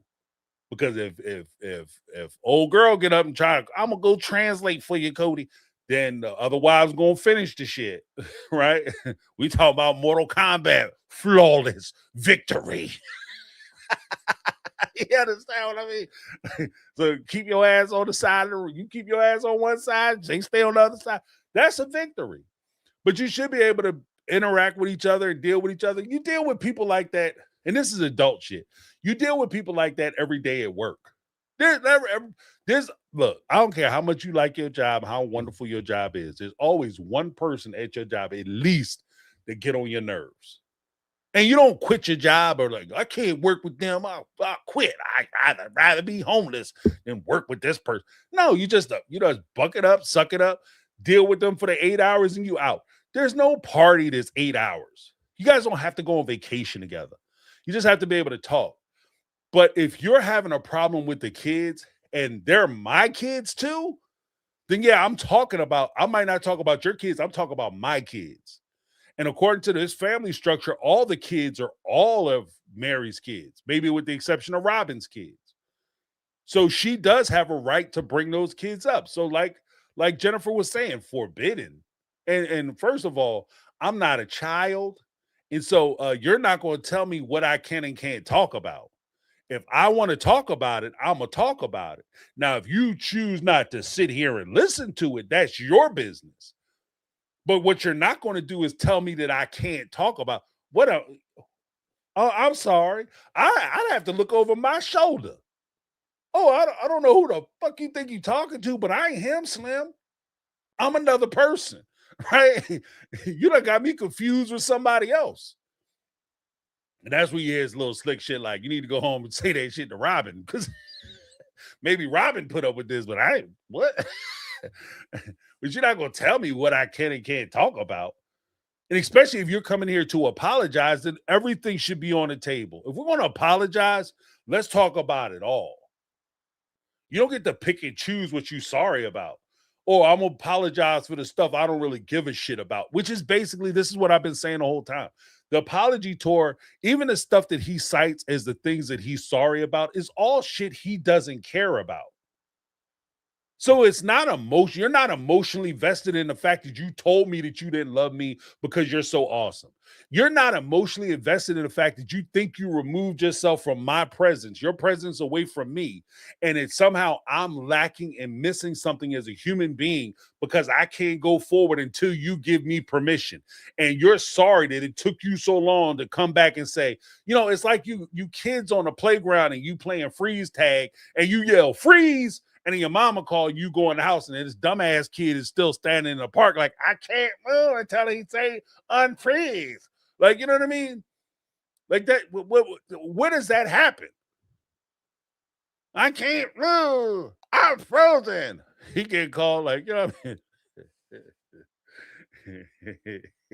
And that's when his parents first realized that he's never moving out. Like, this boy ain't going nowhere. He go, oh, we are stuck with his ass. I'm out there looking in the street, looking for him, hollering his name, and he's standing in the park like that.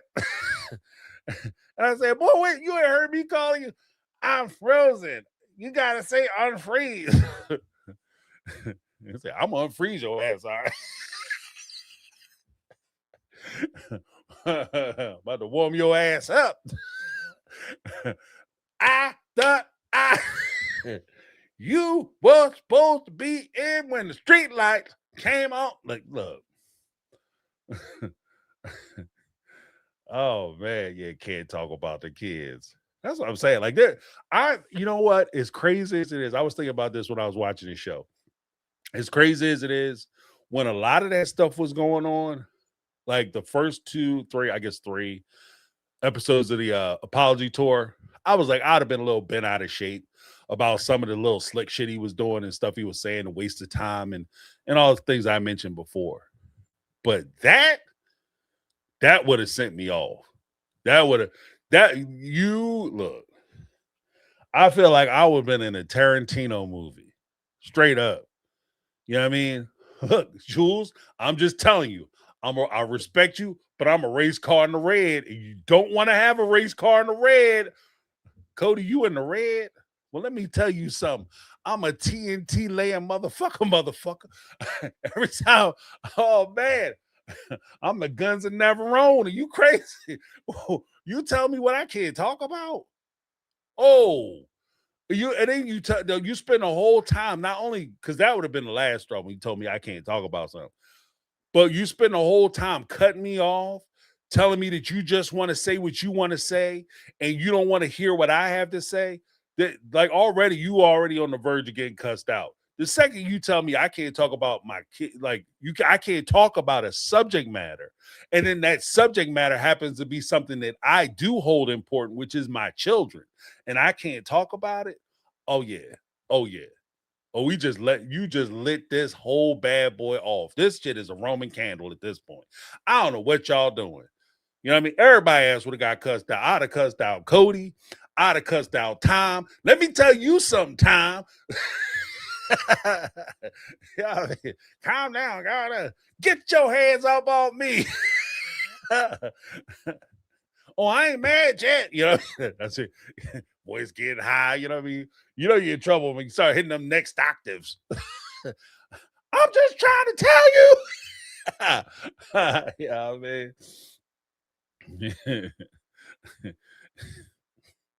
Well, thank you so much, Jennifer. I appreciate it. Yeah, I would have lost my shit. I mean, what? Oh, is he talking to me? That's when you know you're in trouble. You start going to third person. He can't be talking to me. No. What? No. It looked like he was talking to me. Like, no, he couldn't been talking to me because he know I would go crazy. Like, what? No, and then you try to say it all slick though, verbal and cute. That shit was extra cute. Like, he must be watching movies or some shit. But thank you, Jennifer.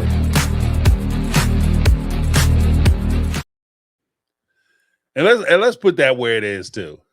Sometimes cats be watching these, like, they come up with these, they put these like little mind movies, and and they come up with like these little scenarios that, and I can see Kody doing that, where he come up with this whole scenario about how things are going to work and what he's going to say and how everybody's going to react, and it's supposed to work a certain way.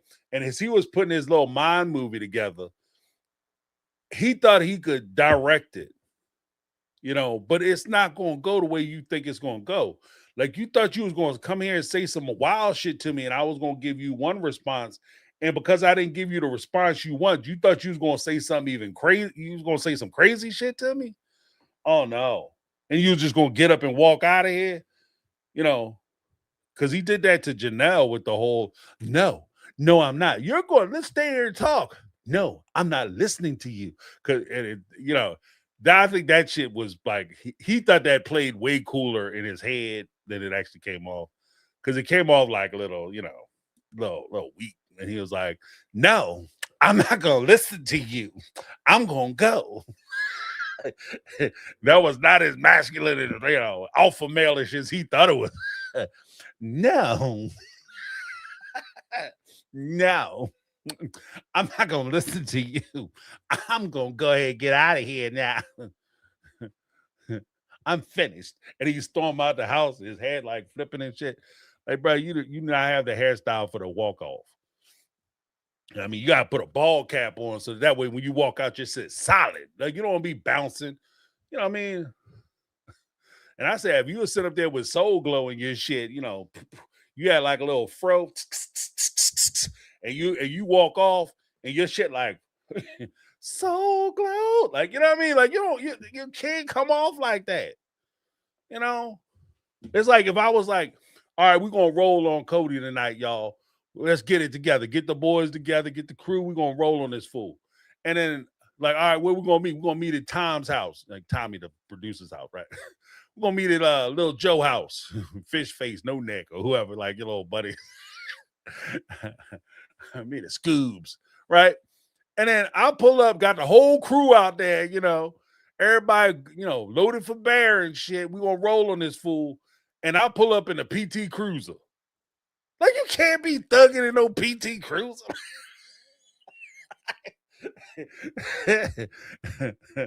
I'll pull up in a Volkswagen Bug with the top down. Like, yeah, what? We are intimidating nobody at that point. Like, nobody is scared. Like, you never heard somebody sitting out front on a stoop or porch somewhere like, oh shit, look, that VW Bug been sitting on the corner for a minute. Everybody like, that shit probably broke down. It's 5 guys in a VW. Oh no. I bet they got their seatbelts on. Like, hey, ain't nobody thugging. Oh no, I'm not listening to you. Oh man, you don't get your ass out. I'm walking out of here, my hair flowing like shit. Get out of here with that stuff, bro. And like I said, the mind movies have you messed up because he thought he was gonna say something. Oh, that's waterboarding. Like, he thought that shit sounded cool. Oh, okay. Oh, let me not talk about the children that I had or the kids who are still upset. The reason why you should be trying to talk to me, like kind of what Jennifer was saying, the only reason why we should even be talking, let's not talk about that. Instead, let's talk about the good time. What? Let's focus on the good times, baby. You don't get your Al Green, your renter, your cheap dollar store Al Green ass up out of here. What you talking about? Think about the good times. Angelic 9889 with the $5 super chat. Said, I'm halfway through the episode, but I just popped by to say, yes, Meri. See y'all on the replay. Yeah, well, you Meri put a thing down. Angelic, thank you so much. Appreciate you.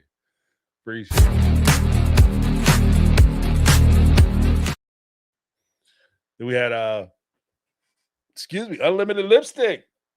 Remember, for 7 months. All right, Janet. Kody's so dumb. Meri, my opinion of you is none of your business. Kody, if it's none of my business, then don't say it to me. She whipped him good. Yeah. Not only is it none of my business, don't say it to me.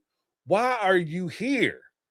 Why are you here? If what I think of you is none of your business, or what you think of me is none of my business, what I think of you is none of your damn business. What I talk to my friends about is none of your business. So even in his own logic, it's self-defeating. And that's where I'm like, this shit was not well thought out. Not only is it not well received, it's a joke, but it wasn't well thought out. It was poorly planned. And it's like the work of Nimrods and idiots. Like, I don't know what you guys were like. When you guys on like,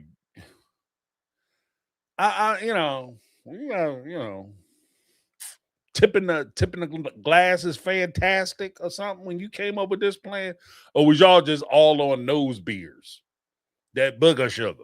You know what I mean? Like, what the shit was going on? Who came up with this? This is like a weed plan. Like, what are you talking about? This makes no sense. Like, this whole thing was dumb. This was dumb. I mean, great TV. Thank you for the content, Kody. Appreciate you guys. It just, to me, is just more reinforcement of the person that I think that you are. The fact that you thought this shit was going to go good. The fact that you come out and you're going to make excuses for why you did it. And then you're going to turn around and tell me that I don't know you. Well, bro, if you thought this shit was a good idea, you thought this makes you look good, then you're telling me all I need to know about you. Sorry, not sorry. Oops.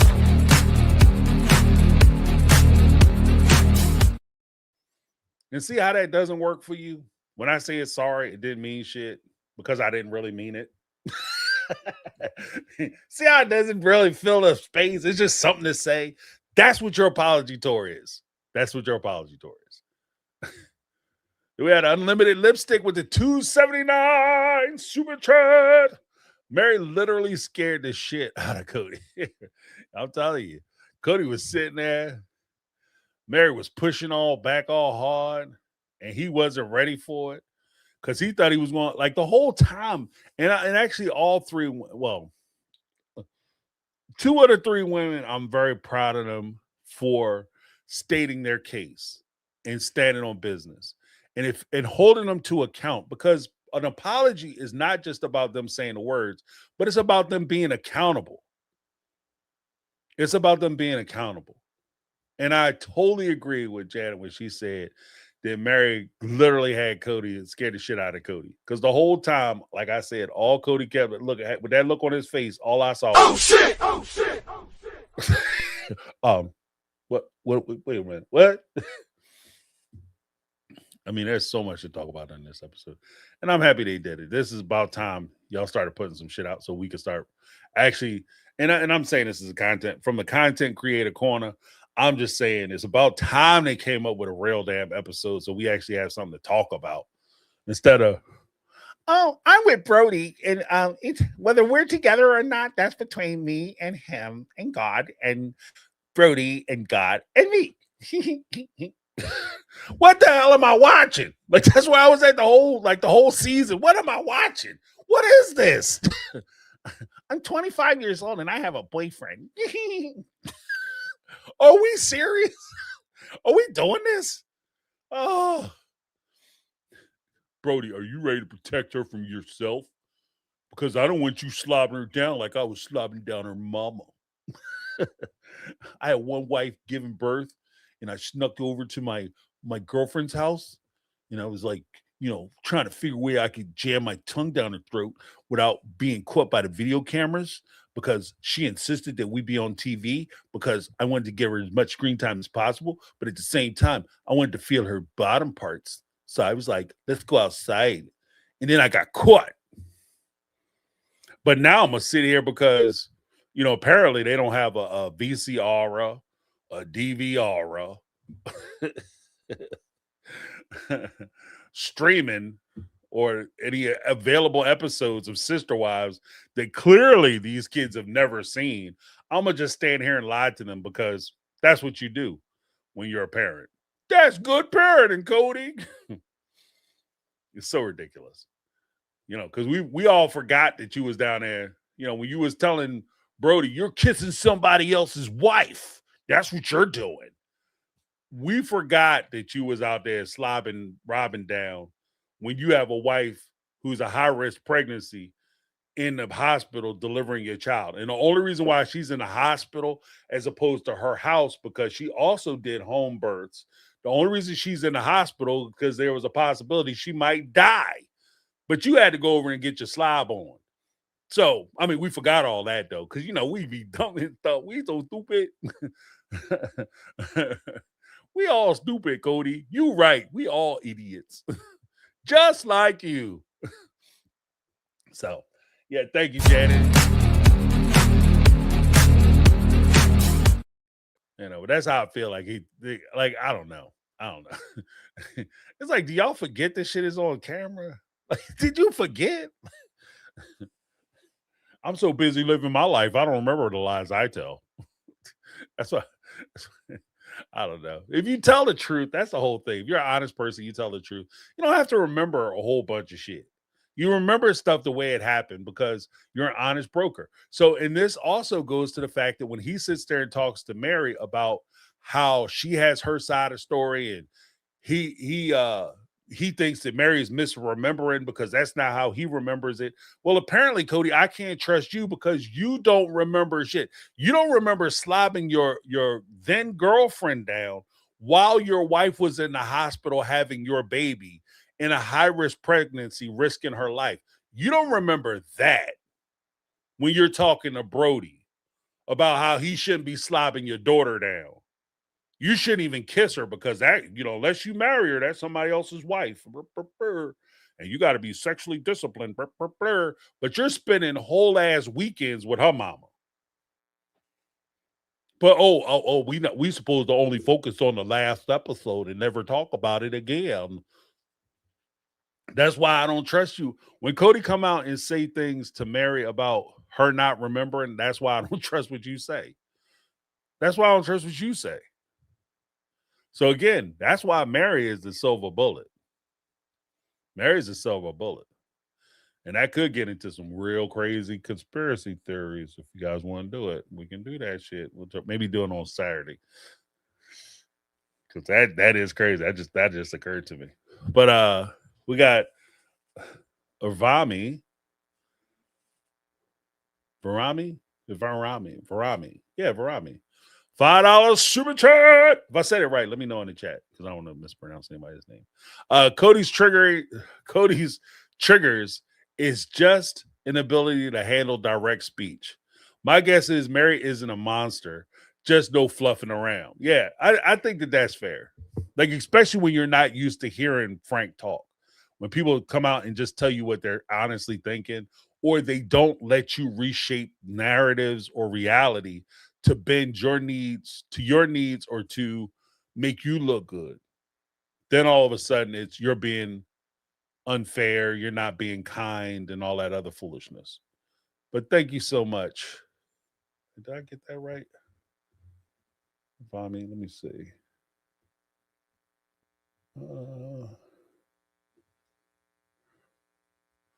I appreciate you. Let me give you a little something.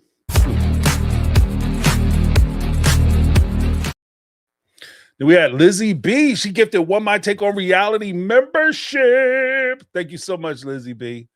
OG Triple OG Mega Mod Squad in the house. Hopefully you guys enjoy that membership. We do a Saturday afternoon, noontime membership live round table. We have I have 10 spots. Fill them all up. Folks call in and we just sit around and have a great conversation. We did it yesterday. It was a mega live. It was like crazy time. I ain't gonna say that amount of time we was on, but it was a long time. And we talked about a lot of stuff. It was like, yeah, we don't just talk about Sister Wives. We talk about a whole bunch of stuff. So if you want to come down and join, please do. But thank you so much, Lizzie B.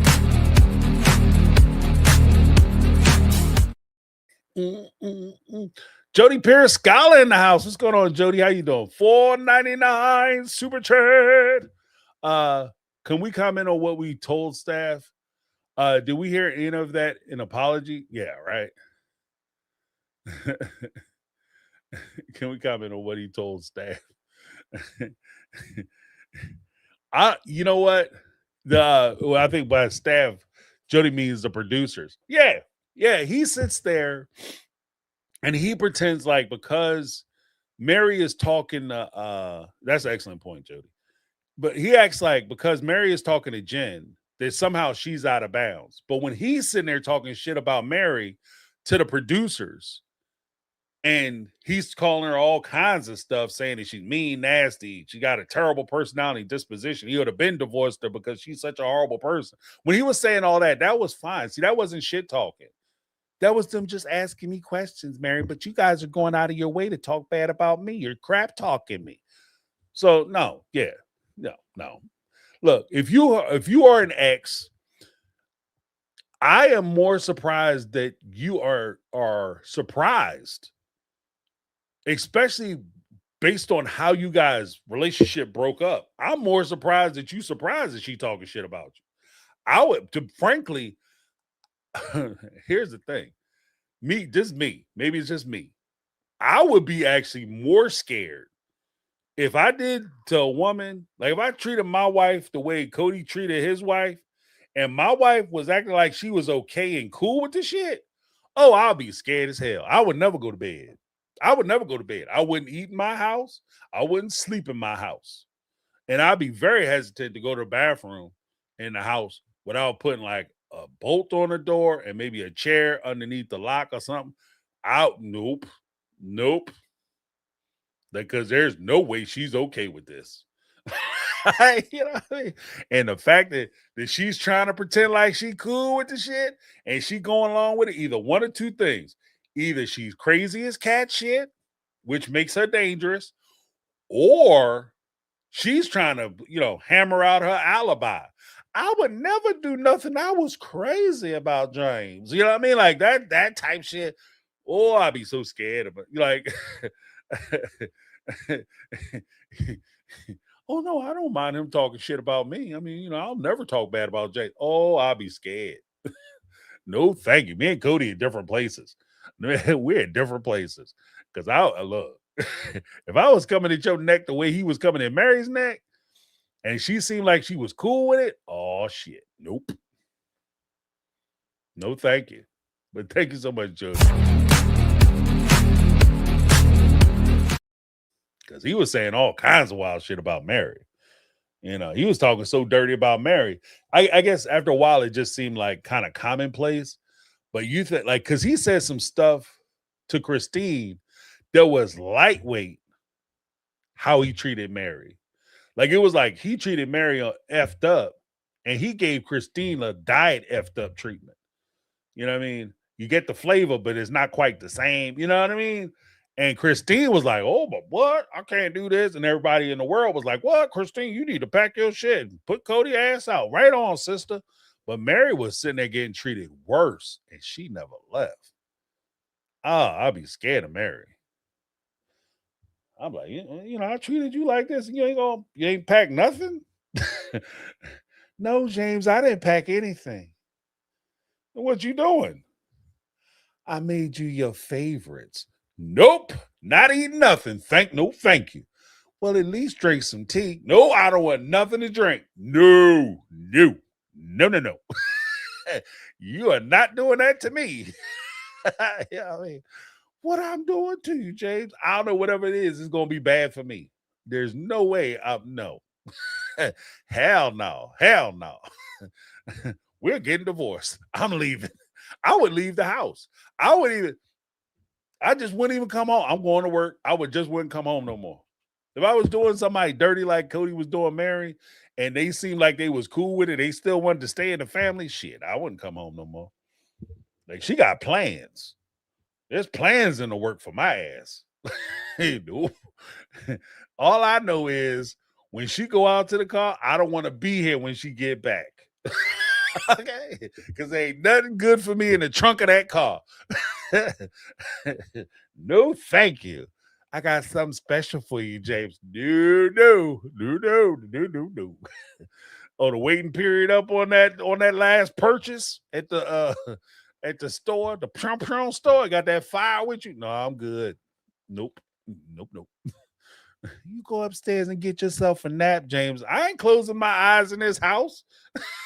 That's why Kody had to stop going over there. Shit. He was treating us so bad, he was scared. But thank you so much, Jody. Next up, we got Jennifer Devine in the house with the $9.99 super chat. Said the pimp with his gold chains and bad suit. Yeah, right. Yeah, we got that tight ass Kmart suit. He's like, I just got my shit up off layaway, you know. Like, when you put that shit on layaway when you was 10? Got that medium ass suit on. Are you kidding me? That suit tight as fuck. You can see what he had for lunch. That jacket was so tight. He's like, I got my form fitting pants on. And I don't know what he was doing with his hair. Like, he was like, I'm gonna just, put it out. Like, he looked better with it, like, combed back or whatever, and put his little sunglasses on. He was like, I'm gonna just spread it all over my head and do like a crazy look. And show up my little buck tight ass suit, my little Marshall special. He like, this was Versace. You better not say the name of that who unless you trying to get sued. Versace, like, we don't make no suits that fit like that.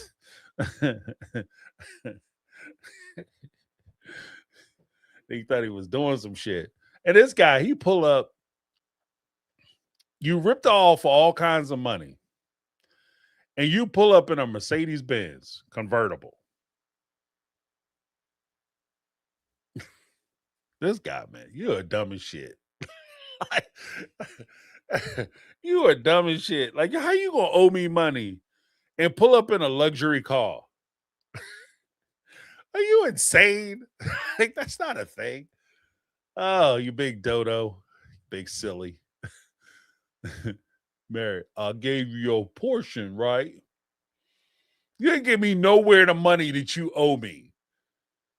Okay, we settled it. But let's not sit here and bullshit each other, because we both know that you still owe me some money. And it looked like you drove up in it, the money you owe me. And like I said, this conversation could go a totally different way. He lucky he dealing with Meri. Like, these some nice people. Because some people would have walked out of there with some car keys. You know what I'm saying? Some of the women I know in my past, boy, they'd have walked out of there with some car keys up on that joint. Like, you don't owe them that kind of money Kody owed Meri. Your ass is on the bus. You pull up in a Mercedes-Benz convertible, your ass catching a bus home. And I'm not even talking about a good bus. Like, you ain't even on Greyhound. You on fucking plaid dog. You know, you ain't on a Greyhound. You on plaid dog.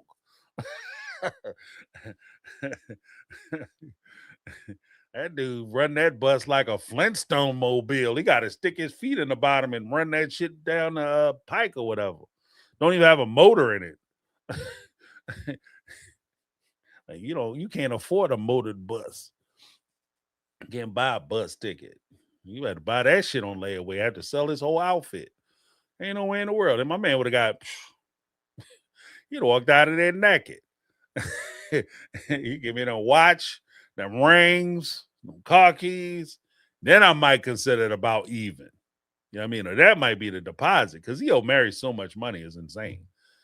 So, and then I can hear him now. Like, Kody watching right now. Hey, Kody, how you doing? Screw you. He probably like, Jay don't know me. He don't know nothing about me. He just saying a bunch of stuff. He don't know nothing.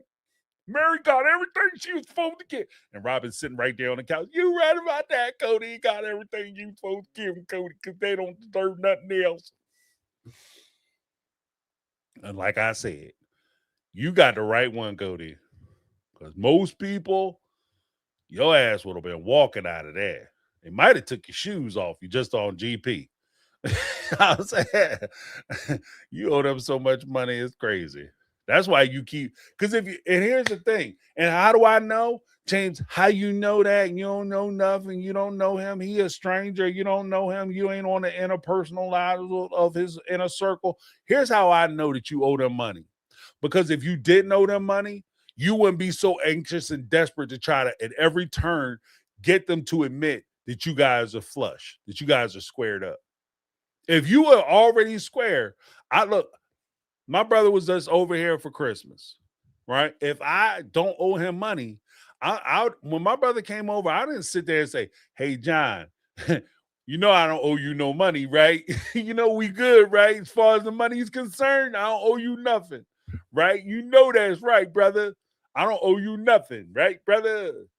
I didn't have that conversation with him. You know why? Because I don't owe him any money. He doesn't owe me any money. We don't owe each other money.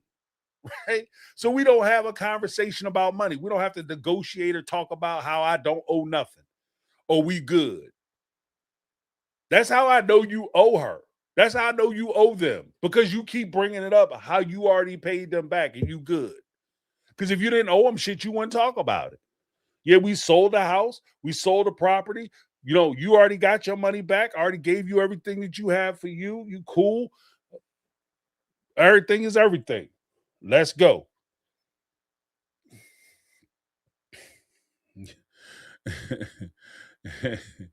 Yeah, my man in there with Pimp with No Stables. But thank you so much, Jennifer.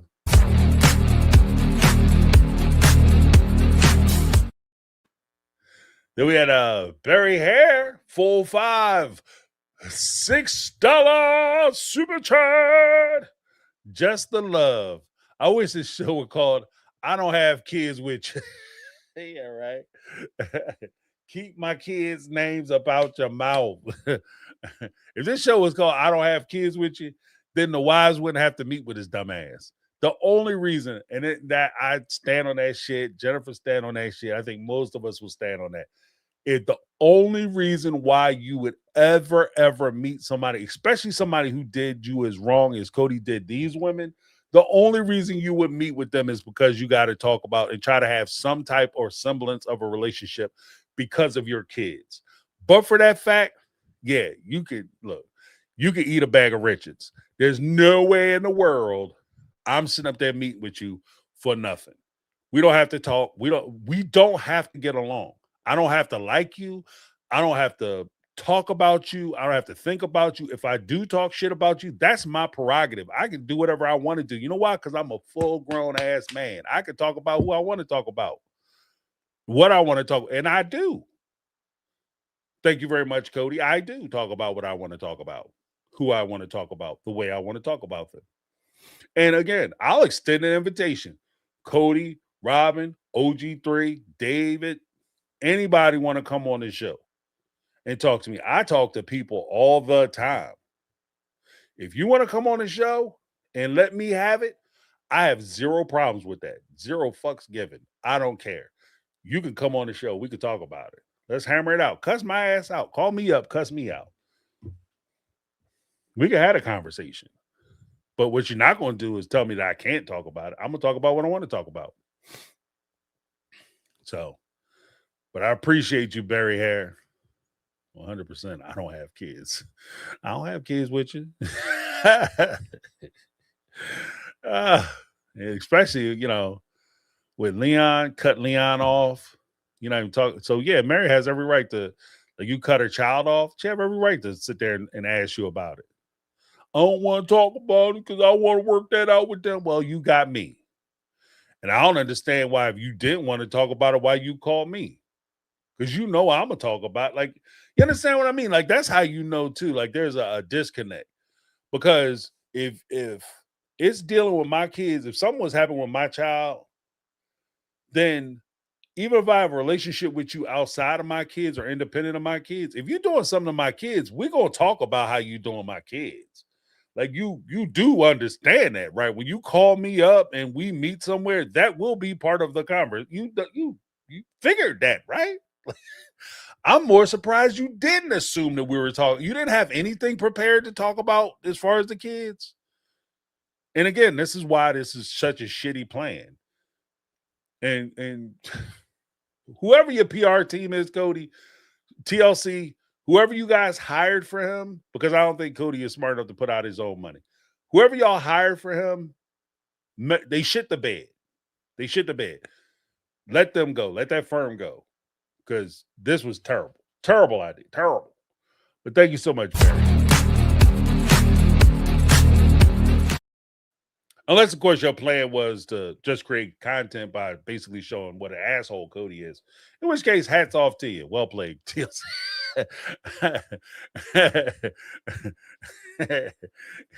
Q Dax 329 with the $5 super chat. Kody wants them to not talk about Robin. Why he isn't ready to talk about the kids since the beef is with her. Yeah. Look, he can't talk about the kids because the kids are mad about his relationship with Robin, according to him. The reality of it is, I think that that's actually like a bullshit excuse. The kids are mad about how he treated their mothers. He treated their mothers. And Robin was a byproduct of how he treated their mothers. She's the excuse that he used to treat the mothers jacked up. But he made the decision to treat the moms that way. Because even as we had talked about earlier, when he would triangulate them against one another and get them all fussing and feuding and switch and rotate his favorites amongst them, that was well before Robin came into the family, and it was just as destructive. It's just that now when he does it, he tries to triangulate them.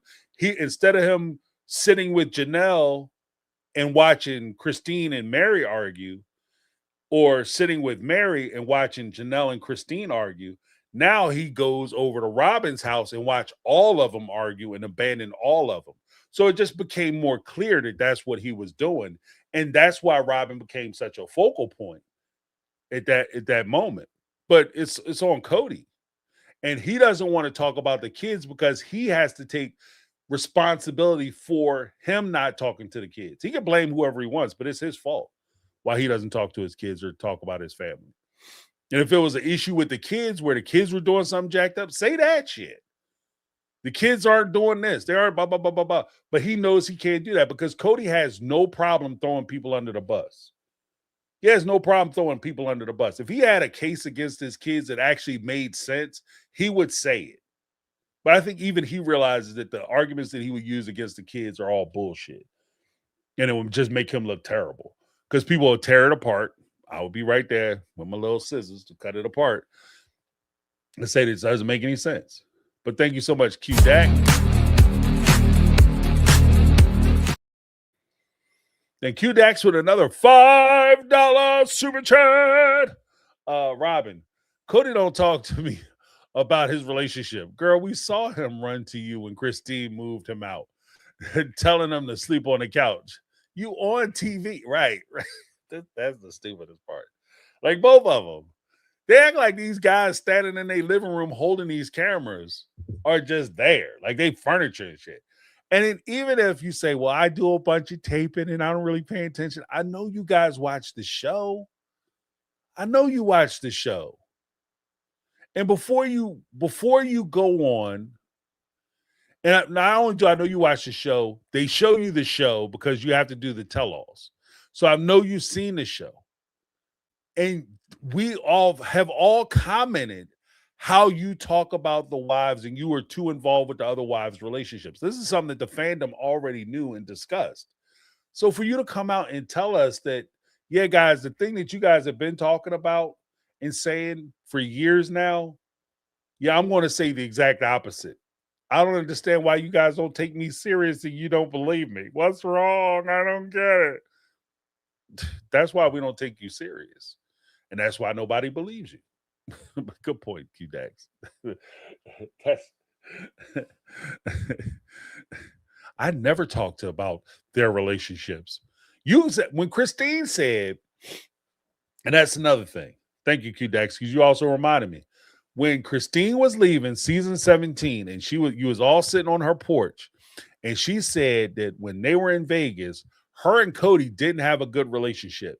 You, Robin, sat there on that porch and called her a liar.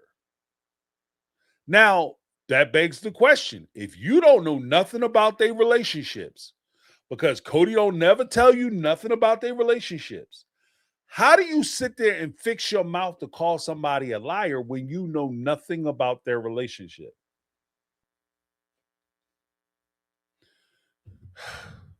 I mean, is that, and here's the thing. Here's the stupido.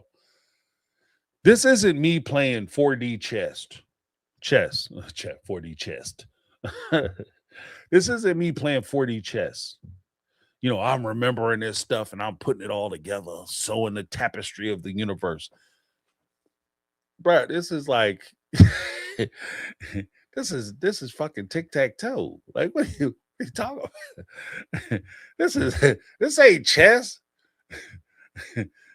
This is shoots and ladders. Are you kidding me? What?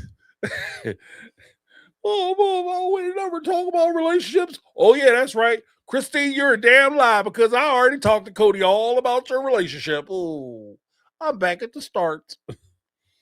Like crazy ass. And that's the whole thing. Robin, as much as she sits there and tries to be like, I feel so bad because everybody talks bad about me. You don't want to make yourself look crazy, stupid. You make you look crazy. Because you say a bunch of shit that don't make sense. And then you mad at us because we don't know you. I know that you told a lie. How about that? Because if you're on tape doing some shit, you say you never do something and you're on tape doing that thing that you say you never do. Don't tell me that I don't know you. I don't need to know you. I see what I see. I trust my eyes. I trust my eyes as opposed to your lying ass story. I trust my eyes. I trust me. And maybe in y'all culture, that's that's verboten for you to trust what you see. You need somebody to come and interpret it. And that's why you don't get along with the kids now, because you thought you could go and interpret the truth for them instead of what they actually see. They see Kody sneaking over to your damn house. You can sit there and tell that lie to them. Y'all don't know what was going on. These kids do. These kids knew you wasn't at their house. They knew you wasn't hanging out with their mamas. So when they sit there and say that you never came by, you was neglecting them, and they didn't see you for months or months and months and months or weeks and weeks and weeks at a time, and you supposed to be there every other night, and they say that that's how they grew up and that was their experience, for you to sit there and say, no, let me tell you what your experience was, that makes you look crazy.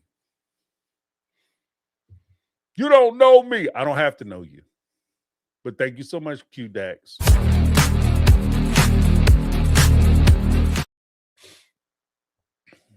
Yeah, that's just crazy pants. Then we have Jody Pierce Scala, OG Triple OG with the $1.99 super chat. I'm in Special Forces. Oh, I didn't see that. Where's it? Oh, okay. Can we comment on what he told staff? Did we hear any of that in his apologies? No. Yeah, Special Forces. Yeah, when he was on Special Forces, because also we're going to cover the Special Forces after the season's over, because we'll be putting stuff together, but especially about the apology tour. But when he did the apology tour, or he was talking to Special Forces, and they were talking about the kids, because the kids apparently on Special Forces weren't verboten, because he would have got his ass kicked off the show. And he was forced to talk about it. So what he did was he punched himself in the face, did some heavy breathing, worked himself up into some bullshit tears, and pretended like he was taking responsibility for him not having a relationship with his kids. So when he gets off of Special Forces, and I think he was on the Vile Files podcast, and he was talking about it, he was doing an interview. He basically said, yeah, I just said what I needed to say to get through it. So basically, he admitted that he was lying. And even tonight, when he was talking about the reason why he's doing the apology, and I don't want to get in a fight with Meri, so I'm not going to tell her what I'm actually thinking. I'm just going to go along with whatever she's saying so that I can avoid the fight. Basically, what he's admitting is he's lying. So when you say, I want to get credit for apologizing to these women about the things that I've been talking about, and I'm supposed to, we're all supposed to convalesce around Kody. Oh, he's such a great man. He's such a kind soul because he's apologizing. He sees what he did wrong and he's holding himself accountable.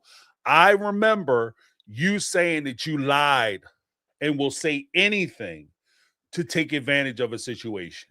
I remember that, Vile Files. I remember when you sat there and said, even during the time when you were talking to Meri, that you're going to hide, conceal, cover up, and mislead and misdirect, so that way you don't ever have to really talk about what it is you did, because you're not sorry. That's who does that. People who aren't actually sorry. When she tries to set points and say things and tries to have a conversation with you, you basically broke her down and said, look, I just want to apologize and get this part out so that I can say the words so I can later go back because you have a stupid strategy. And I'm calling out the strategy now. His stupid strategy is he wants to be able to go back and say, I apologize to them. I don't understand why they're still talking about me. They need to let this go. And that's why he keeps talking about maybe you guys can go on and seek happiness. Maybe you can go on and seek forgiveness. Maybe this will give you some type of healing to where you can become a better person and all that other stuff. You can kiss my ass. Because I'm trying to be benevolent. This is not you being benevolent. This is the most selfish thing you could possibly do. Especially because right now we're talking about 3 women who have already moved past, well, maybe with the exception of Janelle. But we're talking about 3 people who are already fine with the situation that they're in, and they move past the reality that they actually want to be with you, or that being with you and coming back into the family is not even remotely a possibility. They've already come to terms with that. Where this would actually be extremely cruel, and dare I say wicked, is if they were in a situation where they were looking at this and they were saying that they want to come back to Kody, that they were susceptible to the things he was talking about, that they want to be with him. And this is an opportunity for them maybe to have a pathway back. The same position that Meri was in for so many years, that any kindness Kody would show her wouldn't be just, I'm being nice to you because I want to have a good post-breakup relationship and friendship, but I'm giving you a pathway back into the family. Any kindness that he showed her, anytime he met with her, it was always kind of seen that, okay, maybe we could actually work things out. And from that respect, if that's what you were expecting, and clearly it was, because you expected to get that level of grace and forgiveness, and you thought you could go there and just throw some bullshit on the table and they were just going to sit there and eat it up. Clearly, that's what you thought this was. And to me, that shows a level of evilness and wickedness, that you were trying to take advantage of them when you thought they were exposed. You thought they were weak. You thought they were relying on you. You thought you could sit there and say whatever you wanted to say. They were just going to take it and they were going to love you for it and forgive you for it, no matter, and do whatever you wanted them to do, because you were trying to take advantage of their emotions. And now, because those emotions weren't available to you, it doesn't seem as bad. But to me, I don't just base, unlike some people, I don't just base how you treat me on outcomes, on what happens at the end of something. I also look at what your motivation was. If your motivation was, oh, I'm going to try to push you down a flight of steps, but when I go to push you, it just so happens a chandelier falls, and I didn't go down the steps. I went the other way and I fell into the hallway, but the chandelier missed me. Oh, I saved your life. No, you tried to push me down the damn steps. I'm not forgetting that part of it. And with these women, I hope they don't forget the part that he was trying to manipulate you and use you. And he was hoping that you were in such a weakened position that he could take advantage of you. And if he was able to do that, then the result would have been, realistically and by all accounts, would have been, you would have been emotionally damaged after he got what he wanted, because that's what he intended to do. He tried to hurt you. He tried to maim you. He tried to emotionally cripple you because he's trying to take advantage of you. It's not as simple as, oh, he just went there and he gave it the old college try and apologized. This is him trying to exploit what he perceived to be a weakness. And because that weakness was no longer there, you don't get credit because you attempted to some shit and it didn't work out. And that's where I'm at with it. Like, so no, I'm not giving him a break on this. And so 100%, the whole special forces thing, when he was talking to the staff and he sat there, I'm sorry, my kids, I gotta be accountable. And he sits there on the wildfires talking about, well, in the military, if it's 10% your fault, it's all your fault. So basically, even in that case, he was saying it's not really my fault or my responsibility. It's just that because I was there, I have to take responsibility for something that's not my fault. Because I did nothing wrong. And again, if you're going to sit there and say you did nothing wrong, what are you apologizing for? You did nothing wrong. What are you apologizing for? Why you got me driving all this damn way to say this shit? You wackadoo?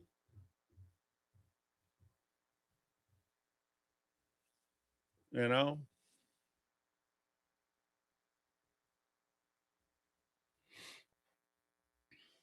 Yeah, and I agree. I think if let me give Jody Pierce Scott a little something. Thank you so much, Jody. I appreciate you.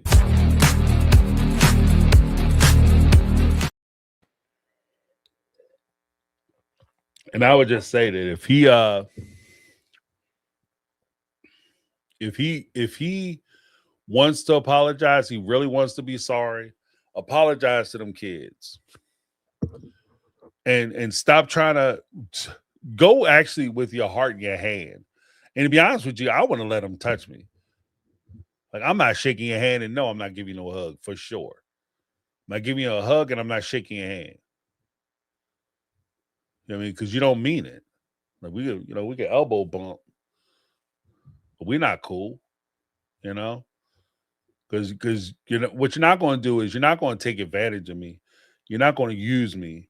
I'm not going to go there with, I just want, everything to work out good and blah, blah, blah. And you get to take advantage of me and treat me like a sucker because I'm trying to be a good person. Being a good person, at no point does it say being a good person means that you got to be everybody's fool. That's not a good person. That's a fool. There's a difference between being a good person and being a fucking fool. Somebody treating you any old kind of way, saying whatever they want to say, walk all over you, try to use you, manipulate you, take you for money and everything else. And then you're supposed to keep a smile on your face because you're a good person. That's not a good person. You're a fool. Well, the good book say you're supposed to turn the other cheek. The good book also say you're supposed to be a good steward. And you being a good steward does not mean that you just let people take advantage of you. That's not being a good steward. So, I'm not saying you got to fill your heart with hate, but at the same time, you don't have to let people just walk all over you and I'm being a good guy. Oh, no, that's not a good guy. That's a fool. And the thing about being a fool, as quiet as it's kept, a fool can do everything in the world for you, but if you really think about it, name one instance or situation or scenario where somebody respects a fool. I'll wait. You know what I mean? Because they'll, you my favorite. You the best, man. You the bomb diddy, boy. Without you, boy, you a lifesaver. Oh, yeah, boy. I owed you 50,000. You gave me another 20. So, oh, man, you a lifesaver, man. Oh, you a good man. Right? You think they respect your ass? What did Kody say? If I don't have the love, you keep the respect. If I don't have respect, you keep the love. I don't want it. He doesn't respect you. The fact that he's going to call you and waste your time, tell you that you can't talk about some things, try to limit what you can discuss, try to dictate what will be discussed, what he should be apologizing to you for, telling you, just give me a menu and I'll just say, I'm sorry on it.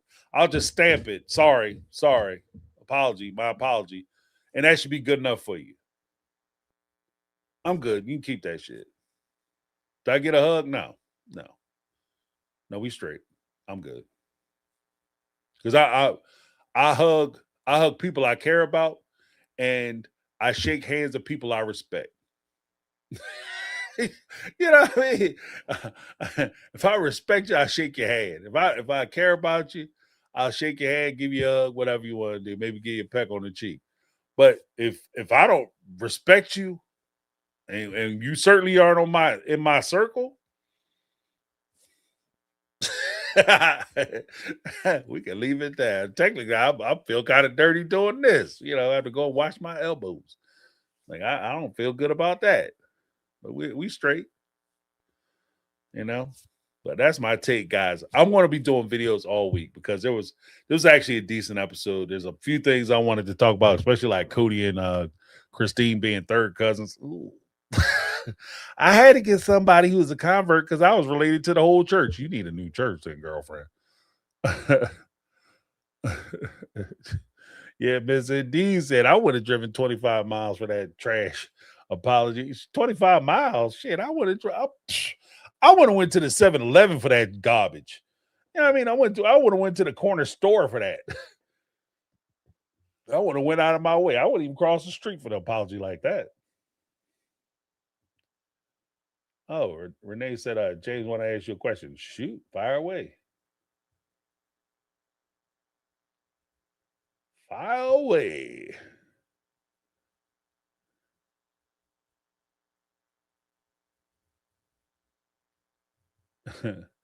Yeah. Did he say something like women want to be cherished and men want to be respected? He isn't capable of either. Well, that and the fact that I don't think he understands what it means to be a man or a woman in any real context or adult situation.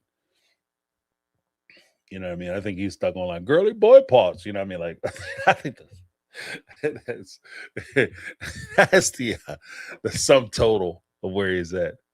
But was this Allison Gaines? I see what you did there.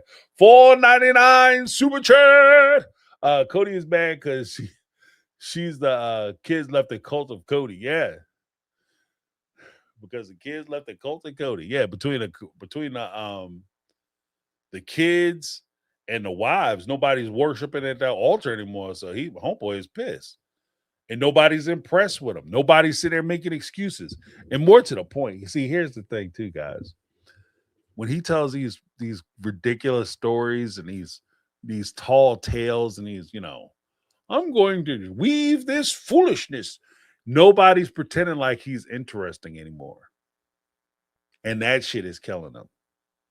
Like he's saying a bunch of words and a bunch of stuff, but nobody's sitting there with bated breath. Like, what do you have to say? Oh my goodness, it's so insightful. Nobody's doing that to him anymore. So if he wants to get that adulation, that admiration, he actually has to say something or do something interesting. You have to say something brilliant or smart or at least something that reaches into the soul or the hearts of the people that you're talking to. Kody isn't doing that anymore. Like somebody said, he looked like a pimp with his tight ass jacket on. He talked like a stereotypical, what they used to call blaxploitation film pimp. Like just say a bunch of shit that don't make sense. Girl, we about to go to Space Mountain. If you gonna get on if you buy a ticket, you can go for a ride. I'll take you to the top of Space Mountain, drop you off, leave you at the top. You know what I'm saying? Just get on that corner, do my thing. You know, what are you talking about?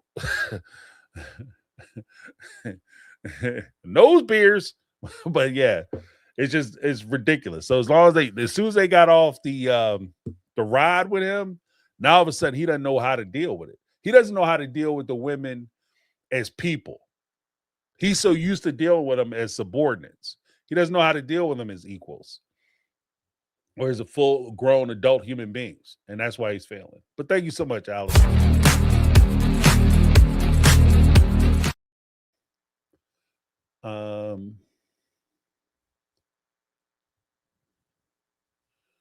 Let's see. Why do you think he has not stepped to those kids? Do I think it's a violent thing? They might put him on his back, possibly. Well, I think that when it comes to the kids, it's not an easy conversation. With the wives, he tries to pass it off as all I want to do is just apologize, because even with the wives, it's not about the apology. It's not about building relationships. It's just simply he wants them to stop talking about him. He wants them to stop going into the confessionals and saying how Kody treated them. He just wants to basically pretend like none of that shit happened. And the avenue that he's taken to try to make sure that that happened is to do the apology tour. So, okay, guys, I gave you an apology. Now I put that on the spit. Now you guys have to stop talking about me. That's the deal, right? It's not about him building relationships or trying to get back. With the kids, he would actually have to talk about things. He can't sidestep it. So he would actually have to address real issues. And because he has to address those real issues, he doesn't want to have that conversation, because if he addresses those real issues, the truth of the matter is he's going to have to take responsibility and be held accountable for the things that he did wrong in those relationships where he failed. Not Robin, not Christine, Meri, and Janelle, not them arguing with each other and not appreciating Robin's kids. He would have to accept the fact that he failed those relationships, because it's not enough for him even to say, oh, I'm mad at you guys because you didn't accept Robin's kids. What are you talking about? I'm your child. Because this goes back to what I was saying when I did the Pop Psych McKelty observation as far as primary relationships versus secondary relationships. You're mad at me because of the secondary relationship that I have with Robin's kids, and you're abandoning your primary responsibility and relationship with me as my parent because I don't get along with that person? What? And that's the part where he can't blame or hold other people accountable for his failures, especially when it comes to the kids. It becomes a very stark, obvious situation where he has to deal with his relationship with his kids, where he is with his kids, what he's doing, what he hasn't done, what he could have done differently, and what he needs to do moving forward. And as long as he has to do that and he has to do real work, that conversation is never going to happen. Conversation is never going to happen. But thank you so much for the question. So, and as far as the kids are concerned, I'll just say this. I think when it comes to the kids, I know we talk about the kids, and I recognize that the kids want and need a relationship with their father.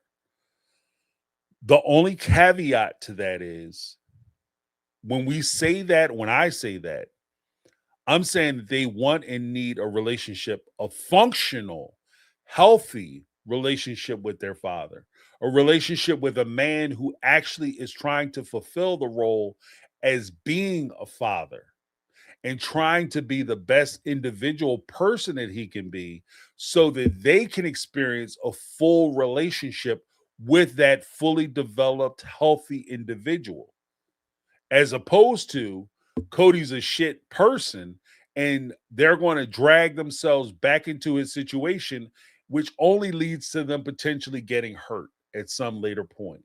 And that part of it, I would try to avoid for them. I wouldn't want that for them at all, for them to be pulled back into that. Because I think, and here's the crazy part, I think they deserve more. I think they deserve better than that. So that's kind of just where I'm at with it. But thank you so much. Oh, if you guys want to have I do a Thursday night show on SpeakPipe. It's called my SpeakPipe Live, where if you guys want to call in, you can leave a message or leave a few. We have a few people leave a few messages. Typically, the messages are a minute and 30. So, yeah, 1 minute, 30 seconds. You call up, you leave the message. You go to speakpipe.com/mytakeonreality. You leave a minute and a half message. If you don't like how the message sounds, because it doesn't just shoot right off. Like, oh, no, I just said some shit I didn't want to say. What do I do? You can listen to the message, make sure everything is the way you want it, and then send it in, submit it. Once it's submitted, I'll listen to like the first few minutes of it, first few seconds of it, to make sure that sometimes I have people leave messages and be like, look, I don't want this played on SpeakPipe, but here are my thoughts, or here's a message for you, or whatever the case. in which case I'll just listen to it and I'll omit it from the Speak Pipe Live, which is fine.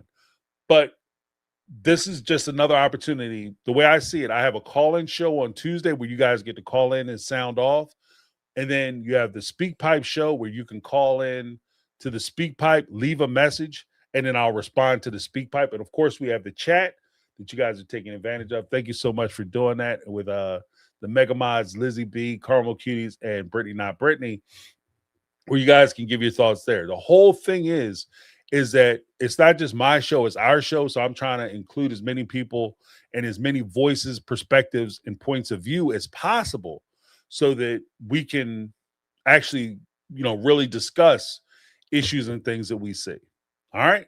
But I appreciate you guys. Thank you so much for hanging out with me. Before we go, let me give a huge shout out to the folks who dropped Speak Pipe in, or not Speak Pipe. Now it's on my brains. The folks who dropped the super chats in, as well as first and foremost, let me thank the Mega Mod squad. We have Lizzie B, Caramel Cuties, and Brittany Not Brittany. They're holding down for me, making sure that the chat stays super chill. And again, even with the chat, I just ask that you guys be respectful and mindful of each other's feelings, as far as that goes. But as far as I'm concerned, if you agree or disagree with anything I say, you're more than welcome to put that in the chat and we can talk about it. Right? I'm not that person. You can only agree with me. This is not a cult. This is not the Kody cult. All right. So I appreciate that. Let me give a shout out to Shauna Lee, Megatron, Danny Towns up in the house, Melinda Hensley. YouTube is my time machine. We have Caramel Cuties. Wait, did I get Caramel Cuties? Oh, yeah, I did. SD Mac. Ty. See. All right, Ty. I see you. We have Michelle Woods in the house. Sassy Experience coming through. And we had Raiders Ma, Dawn KB in a spot. Yeah, of course, we had Lizzie B come through. Jennifer Devine up in the house, as well as Angelic 9889. Barry Hare 405. All right, now. Q Dax, Jody Periscala, and Allison Gaines. I love it. All right. Thank you guys so much, as well as everybody in the chat. Thank you for keeping it super cool. I appreciate you guys. Let me give you a little something.